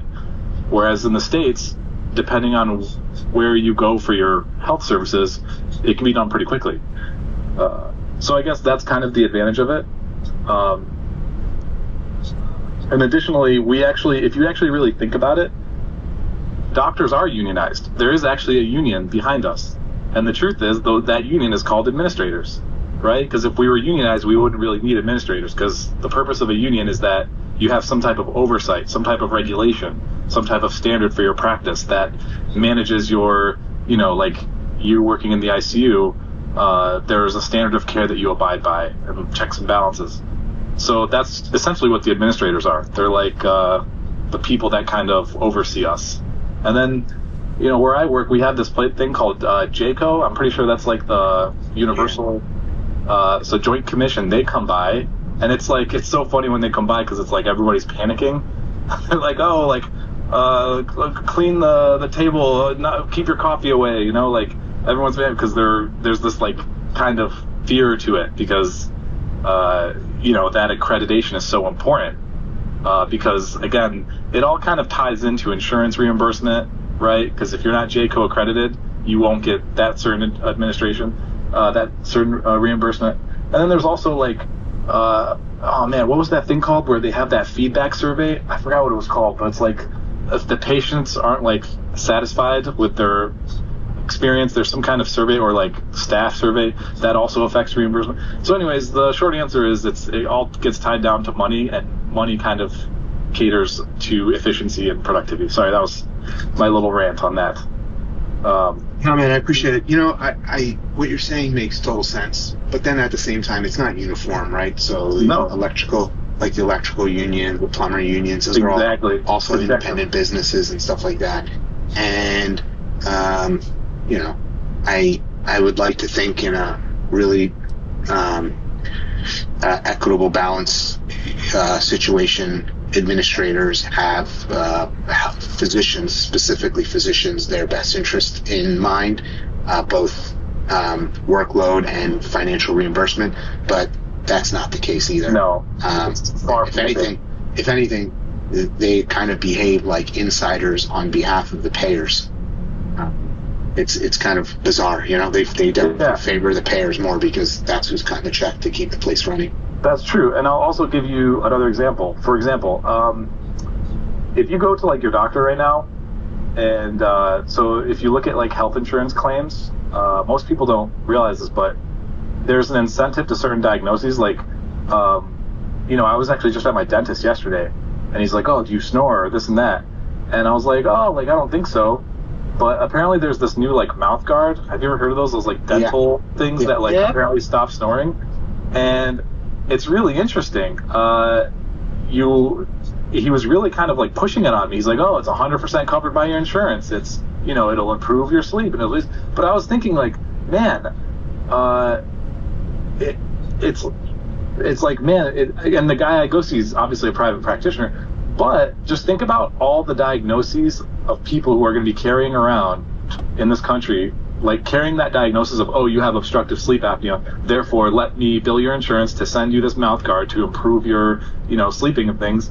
And some people may not even have like severe sleep apnea, but that, I think carrying that diagnosis increases your risk of like certain things. Like, for example, if you apply for life insurance, if you apply for like, you go for anesthesia thing or whatever, and I'm like, oh, so like this dentist is trying to, you know, he's trying to obviously sling this, he's trying to treat the snoring, quote, quote, but how like really does he understand it? How is he actually going to discern it? And it's like, oh, here's a questionnaire, you're tired, you're snoring, you're this, and I'm like, it's all based off of sensitivities, right? Like, the test is the sleep study, but he's not going to do that. He's going to ask you like a 10 questionnaire question, and you're going to fall in that category, and he'll be like, "Oh, okay, you qualified for this, right?" Like, for instance, when you use Epic, have you ever seen like the list of diagnoses patients carry?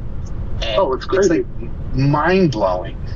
And like what happens is you can have like an acute problem, but it doesn't mean that an acute problem is your chronic diagnosis, right? And so whoever's entering these acute problems, whatever they do, like when they're doing their discharge, when they're doing the patient discharge, they basically convert like all their acute problems into like chronic problems, and then you become like this. You're carrying this chronic diagnosis of like, you know, GERD, for instance, when you don't have that diagnosis at all, right? You may have had a little bit of indigestion, but indigestion doesn't mean you have GERD, right? But if you go in Epic and you look at patient charts, it's like people have like 15, 20 diagnoses, and you're looking at them, and you're like, this is nonsense. But nobody's actually fixing this. Yeah, and it's also funny because it's impressive because I've had that similar situation happen to me, and then it's funny, I was like applying for what's it called, disability insurance, or like I think it was life insurance, and when they audit your history, it is crazy what they find. It is like, I was like, wait, what? I have like life insurance companies can find your medical records better than the healthcare. It's nuts. Yeah, they find every test. Like, they'll find every single test at any single hospital you've ever done. They'll find it, and they'll find it within a week. Meanwhile, when you try to go to the hospital and you're like, "Hey, can I get my medical records?" They don't even know that you're a patient there sometimes.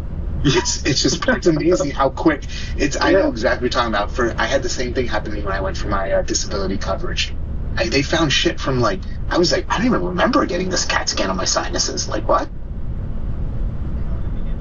That's crazy. Yeah, no, I just think it's kind of funny how it kind of ties into this, like, you know, how they, again, the privatization of healthcare. But yeah, I totally agree with you. It's really annoying, and I'm dealing with it. It's like as we get older. So then when I see this like, oh, this mouth guard, sure, I'd love to try it, but it's like he's going to type it into his computer, he's going to send it to his like the company that makes it, which I'm sure would be on a record somewhere, and then it's like, oh, I get to carry around this diagnosis of like, why'd you have this mouth guard for storing? Oh, just because you want to try it. I don't. Anyways, and I feel like a lot of the public doesn't understand that, so then you end up with this again, this like, yeah, just like we were describing, that epic chart with like hundreds of diagnoses, and then insurance companies find a way to like to basically go after you. Did you hear about that? Sorry, I'm just kind of changing the subject. Did you hear about like 23andMe recently going bankrupt this week? Yeah, I heard about that. Do you guys know why they're telling people to delete their health data? It's crazy. It's because 23andMe is going to be going to court for filing bankruptcy, so they're liquidating all their assets. And apparently, your DNA, so like I've done it, and it checks your health DNA. It can check you for Alzheimer's or like, all these genetic conditions. And apparently, health insurance companies that abide by that standard, like they maintain confidentiality, they can actually bid on your data. They can actually bid on that information.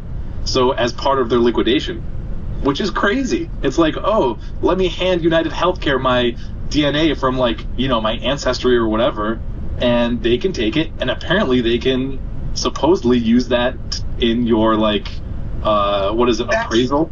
But look, Mo, I guess that's the concern. That's the concern. Yeah. Yes. This, by the way, if they wanted to do this, they would have bought 23andMe way before they even IPO'd as a company. They could have bought this data earlier on, many, many years ago, and they would have had this, and they could have adjusted rates based off of that. Now, who's to say that to stop them from doing that now? You're absolutely right. In theory, could an insurance company go out and buy this asset because this is really all they have to sell? Yes, they can buy it. And can they do something with it? In theory, they can.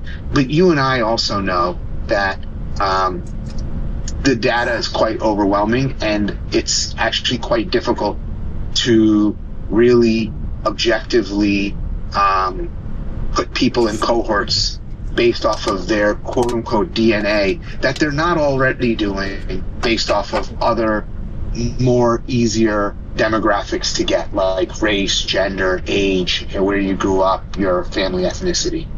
So it's like more fear-mongering, and it's going to put a lot of distrust in the public but the reality is we're not even that advanced in healthcare. We are not delivering healthcare based off of individual DNA at all. And people may think like that's how advanced we are, but the truth is we can't do shit with your DNA really from like a preventative healthcare right now anyways. So it's kind of more like fear-mongering. I look at it like that. I don't know. Yeah, that's true. I completely agree, but that's not to say that this is going to sound really bad, but there's a reason why, that CEO was, attacked, what's his name, by Luigi Mangione, is because there's obviously a lot of resentment and hate towards these insurance companies because, let's be honest, these companies do shady shit. So you can't, it's hard for me to put it past them. I agree. I think we're not there yet, but it's kind of crazy that, we have to kind of consider that as a possibility. But in my situation, if I was a health insurance CEO and like these things, if I could use people's DNA to like, I guess exclude them from coverage for certain conditions. For example, like, biggest one is like, I don't know, I'm not clinical, but like ulcerative colitis, I think it happens when you're older. I remember things like that. Like real causes like pre-existing conditions no longer. So now okay, say we know your genetic code to be like, okay, you're going to develop cystic fibrosis, or we're going to say you're going to develop ulcerative colitis, or you're going to develop Alzheimer's. Even if we knew that, then technically it's like now it's a pre-existing condition already, and someone can argue back that you can't deny coverage. Is it going to be a headache? Yes. Will there be a lot of who's going to make money on this? Lawyers will make money. I mean, I agree. I just, that pre-existing coverage thing, that hasn't been around forever. I think, wasn't that like a Obama That's part thing? of Obamacare. Yeah, but like, right? Just imagine what it was like before then, like, How do you know we're not going to go back to that? It's crazy. Yeah, I agree with you though. Trust me. In a perfect world, I would love that. But So anyone who has 23andMe on the app, I already did it. You can go to settings, and on the bottom, you could it says delete your genetic data. You can do that. That's what I did, and I just to be safe, like, you don't know because the thing is, I'm not political or anything, but I hear that this administration is removing a lot of regulations, and I don't know if they've gotten to the healthcare. I'm not sure what they've done with healthcare yet, but I'm just. Look, I look at it like this. You can go ahead and remove some regulations. That's fine. As long as I can financially benefit from it, I'm okay with it.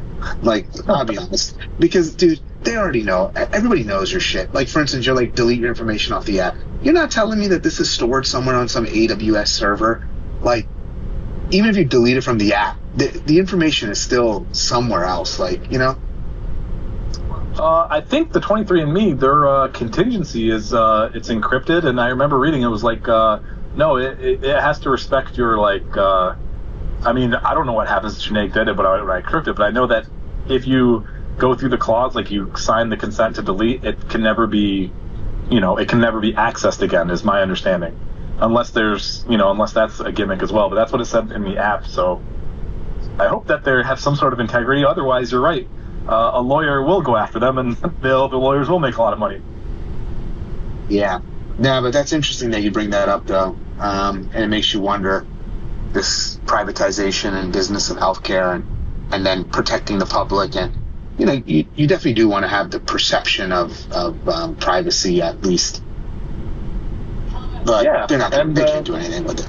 We can't even do anything with the DNA. It's like, go ahead, have my DNA. What are you going to do with it? I don't know. You think about it, right? Like, hey, how much do you like your wife? How you one day she just suddenly there's a murder and your DNA is found there, and you're like, like, you ever see those Netflix shows where the husband gets framed or something? It's like, how did your DNA get there? It's like it's like funny. Yeah, I know. I know it's unrealistic. It's just. There's a bunch of little Habibs running around, little CRISPR babies with Habib running around that we don't know about with beards. That's what I'm worried about, my DNA getting out there. Okay, then that meme really goes that 50 Cent, have a baby by me, be a millionaire. Habib, have you tied the concerns over 23andMe data collection of DNA to like the CRISPR side of things with, like, I don't know. I don't know how much you've looked into the like gene selection for reproduction and stuff like that, but I think that's where I get more concerned than the actual privacy side. I don't know. I mean, I think majority of people are doing the right thing. They're trying to woo Elon and have his babies, and I think that's probably a safe bet. And then in one of the group chats I was in, I think it's the same one you and I are in, where everyone is talking about this the press secretary for the White House. I forgot her name. Everyone's like in love with this girl now. Levitt. Caroline Levitt. Yes, yeah. Love of my life. Uzi wants her to have his children. You just missed it. I just ran across my house to get to my phone just because I heard the press secretary, and I was like, you don't know her name, Habib. Love of my life. Oh, this is meme by Joe Schmo. Oh, this is funny. I'm going to put this up. She is a savage, though, Uzi. Like, certified savage. She's got bars. She said, the French PM who was like, the Americans must return the Statue of Liberty. She's like, well, if it wasn't for us, he'd be speaking German. I was like, that's probably the fucking best comeback I've ever heard in my life. That is a badass move. Europeans can't talk shit anymore. They can't talk shit. Oh, Joe. Okay, so Joe is kind of calling us out. He's saying it's fear mongering. I guess somebody wrote fear mongling. No, you said fear mongling. It's funny. I'm glad he picked up on that because I almost DM'd you, LOL, fear mongling, but I couldn't type at the time, so I just laughed it in my head. That's your new word, though. You should just keep it and use it as your word. All right, so Joe's calling me out on this one.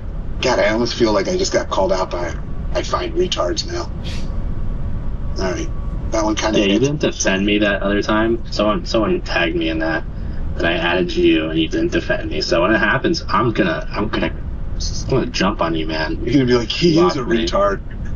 This is your. I'm going to meme it. This is your nuclear strategery word. Everyone has one, you know. Yeah. They make fun of me for the way I pronounce things. Like I say X specially, apparently, and I say escape. The word I used to get wrong. Axe. The word I used to get wrong, admittedly, was instead of saying regardless, I used to say irregardless, and I didn't know that it's not irregardless. It's just regardless. So that one stuck with me through like grad school. That was a hard one to live down. Sierra, do you remember when it took us so long to figure out what, or not you, but it took a few of us, chalant, because like you only ever say nonchalant. So then my brain literally had to be like, oh wait, if nonchalant means you're casual, then chalant must mean like. That was a hilarious one of those two. That's I do remember. I just came up to say. I just came up to say when Uzi says they, he meant it's me. It's just me, like literally just me. So I just wanted to take credit for that. I am the asshole. If you pronounce any ESC words like they have an X in it, I will call you out on it. I will. She got 120. Uzi's the only one I know. The one thing she got right is that she's an asshole. Go ahead, Joe. I was gonna say, first of all, I was the one who tagged you on the I find retards also. I don't remember why, but it was something funny, and Heavy refused to defend you because he was afraid of getting his third strike. And I'm also the one who called out your especially the other day with a meme in the middle of the space. So you want to fight me? Wait, do you want to fight me, Joe? Like, you can't take credit for that. The first time was when he told us he was going to an escape room. And we were all like, what are you saying right now? Because he was saying escape room. So I don't know when the first time was. I just know I noticed it the other day, and I memed at him in the middle of the space. And I think maybe you DM'd me or you put a comment there that I was bullying you. So you're saying his condition's getting worse, is what you're saying? I think it's just not getting better. Uzi, what's the name of that meme template with the concentrating kid in the classroom? I'm gonna wave my Fifth Amendment right. Wow. Hey Uzi, if you go to a bar and you order an espresso martini, can you just like tell me how you would order that? Hi, can I get an espresso martini, please? Thank you. He's been bullied He's into been it. practicing. It's good. I just want to say to our gracious host, Habib, honestly, I feel as though being tagged and I find retards is like a goal. Like, I'm a little bit jealous that a few of you have been tagged. My goal this week was today's Wednesday. I've got time. Guys, by Sunday, I'm going to get tagged. And you know what? They're going to, like, engage with it. I'm shooting for the moon here. I'm not just going to get tagged, but I find retards is going to follow me. Congrats, Sierra. There's another account. I don't know how X-rated we can get in here, but it starts with an F and ends with a G. They're friends now. So yeah, maybe do you want to get tagged in that one? Maybe you don't. I'll go send a screenshot of something. Actually, I gotta do something. Don't worry about it. You'll know if you get tagged by that account. You'll know. It's just you just have to figure it out yourself. I also did want to explain, Habib, a Mongol is actually named for like a supervillain. So that was the intent behind that meme that I dropped in your fear mongering.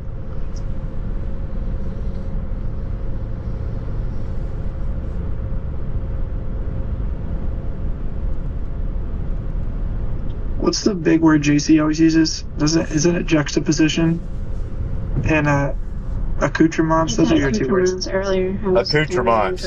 JC. My 40-year-old version. Those are great words. Reference. Hey JC, to mansplain, it's accoutrements, okay? It's accoutrement. Yeah. It's accoutrement. I like Mons more. It sounds more like. Yeah, JC, I think he's on the Titanic, like eating on a white tablecloth. Table. Accoutrement. Accoutrement. JC, you can't speak, buddy. I can't speak? Rip JC. I'm gonna take you down. Oh, okay. Sorry about that. On a white tablecloth table. Accoutrement. JC, you can't speak, buddy. Rip JC. I'm gonna take you down. I'm removing you from the panel. This phone connected to his GoPro. Mo, can you speak? Oh, hey guys. Can you hear me? You're pretty good. There you go. You're just unmuted, so I was like, is the panel broken? Oh, yeah, no, I'm still getting used to this spaces environment. I'm just kind of jumping into them lately. I've heard a lot of you guys speak though. It's I've heard Joe Schro and Sierra. I've attended a bunch of your spaces. So that confirms it. The couple of times that they asked me to talk, I don't know if, I guess my iPhone he's in them going in and out of connection. Maybe it did connect to my GoPro. So I'm speaking to my GoPro. That's funny. Oh well. It's fun listening in though. Hey guys, I'm back. Can you hear me? Yes. No, I can hear you. You know what's a wild glitch in space? When you leave as the host, for whatever reason, when I come back, it replays everyone's audio, like everything that any one of you guys on the listener board said. It's playing all of it at the same time. And it's kind of like trying to fast forward, catch me up to like all the cached conversation. Have you guys ever experienced that when you're hosting the space? Yeah, it trips me out 100%. Yes. Yeah, it's so trippy. And I'm like trying to like catch up on the conversation, and the only thing I could hear at the end was, "You're not invited in my space. You're always invited in my space." And like that was the only thing I could make out in all of the mumbo jumbo that I was gone from. So it's basically like going in and out of the Severance elevator. Yes, that's exactly what it's like. Stop. No spoilers, please. I have one episode left. I cannot. Me too. I will leave.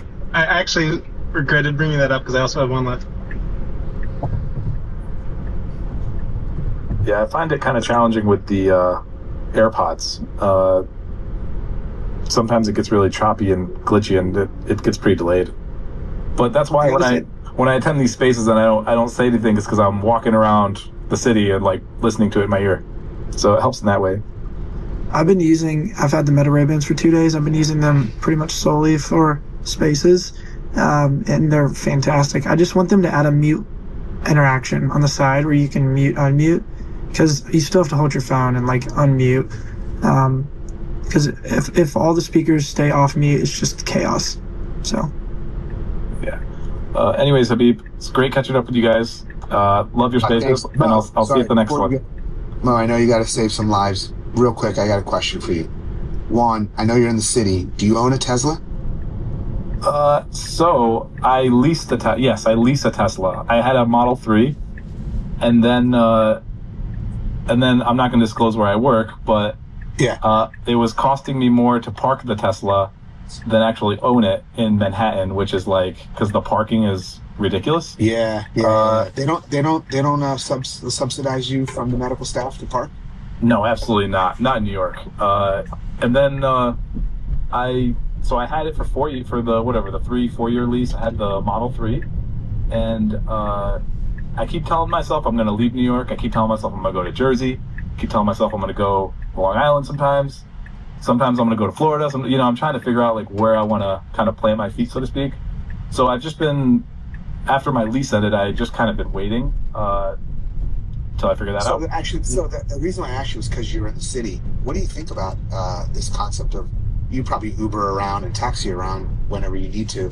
So what do you think about the Robotaxi service? Like, you think that'd be a big hit in Manhattan?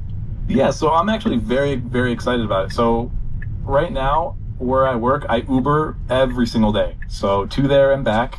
And it's actually cheaper than having a car, paying for the parking, and insuring it, and toll. Now they got this like congestion thing that keeps coming back.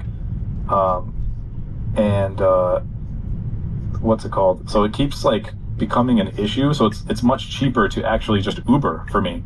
But yeah, like and then part of the reason I've become more involved in Tesla as a shareholder is because I kind of believe in that vision, because I can totally see how these cars, how amazing would it be. Most people who live in New York, they commute either via the subway or taxis and Ubers, and they live less than a mile from where they actually work. But it can take a while to get there. And it would be amazing, remarkable to just be like, oh, let me call a cybercab, drop me off at work. I don't have to worry about parking this thing. Think about all the parking garages it could free up. Think about all the road space it could free up. It would be definitely, if they could figure out a system for that, that'd be great. Especially if it could take you to like Jersey. Like some people live in the city, they work in Jersey, they do a reverse commute. Some people work nights, so like healthcare providers, and man, there's so many jobs that happen. New York is a 24-hour town, you know, like even like construction is happening at like 2 a.m.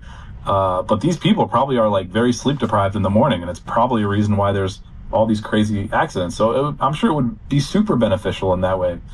People just hopping in a car, not having to worry about driving, not having to worry about like being debilitated in any way, and just kind of hopping on their way home.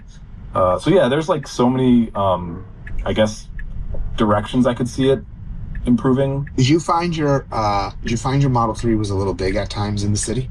No, I thought it was the perfect size. I actually, I really liked it. It was, I think it was the perfect size. What's interesting is I had it for over 3 years, and that's what she said. And what I loved about it was I had it for 3 years. I kid you not, I never spent. I didn't have to do anything to it. No battery issues. No like.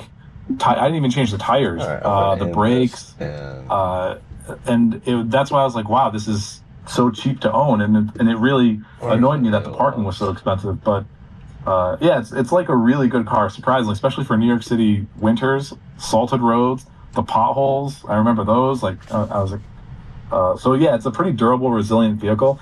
And my goal was to try it. If this year maybe I was going to look at the Model Y or maybe a Model S. I've been looking at it, depending on where I end up kind of living. But yeah, it's definitely a great car. And I was like, man, I've test drove a few of them, and it's definitely an improvement. The biggest improvement I've noticed in the newer models is the air suspension. Air suspension was, I think, in the 2020 model was kind of lacking, and now I think the Model 3 has some air suspension, which is much more comfortable for New York roads. That's awesome. Thanks for sharing that, a little bit of that Tesla experience as an owner and operator in the city. All right. Thank you, guys. I'll join you next one. Yeah, bye. Yeah, for sure. Take care, buddy. Bye-bye. Guys, Tesla stock is popping right now. Aftermarkets, it's up about $4. No, it's up $6, about 2%. I'm happy I just bought another 11 shares to close the market. Oh, are you the cartoon, the four-wheel, the tubby Tesla driver who pumped the stock up at the close of market? I'm not sure if my 11 shares would really have had such an impact, but I guess I was part of that. Sure, I think you did, and I think you're downplaying your impact, and it's unbecoming. I think you should recognize that you're 11 shares. You are the market maker, Joe Schmo. You are the market. It was me then. You are the market now. Everything is a market. You are the stock now. You are TSLA now. Everything is computer. Everything is computer. That's so funny. Joe Schmo's going to disappear for like 5 minutes now and just pump out a you out of the market. I actually was about to do close that. the door and pop out some memes. But I'm seeing that my GIF that I put in that Uzi just posted is not playing, so I'm going to delete it and put it back because it's actually. No, it is. It is. You have to it's view not it. playing for me, I guess. No, it's playing for me. Like the guys, I think it's a Severance reference. I haven't seen it, so it made that sense to me. About every time you leave the spaces. Is that the GIF? Yeah, I think so. I put it in Severance language also, but it's Uzi put it up on top. For me, it's not playing, but I guess it is playing for you guys. Oh, okay. I didn't see I didn't see the latest one, the reintegration. Yeah, that's cool. What do you use to make your memes, man? Actually, no, don't tell me. I don't want to know. Dude, it literally says it on every meme. It just says it on every meme where he made it. Does it really? True. I don't crop anything out. All right, everybody. I'm telling him to. Well, it was a great FSD drive. We covered a lot of miles today, a lot of Kansas. Went through the Flint Hill scenic byway. No critical interventions whatsoever. We did have that one non-critical intervention where FSD automatically disengaged when the fire had the smoke coming across, and it was literally, there was zero visibility. I kind of knew that one was going to happen, so that's kind of interesting. You know, but on those, you think about it, if there's fire with smoke and zero visibility, technically you're supposed to probably get off the road in the first place, or just slow all the way down to, like, you know, 5 miles per hour. But nonetheless, yeah, I put that in the realm of, when it comes to like smoke and fire, that's going to be in the realm of emergency vehicles, parking, sub-destination, you know, selection of parking. So those are those very last things that are going to get put in. And quite frankly, if a robotaxi is going through a fire with smoke coming out, yeah, that one, let's put that to the very, very end. But nonetheless, still counts as a non-critical intervention. So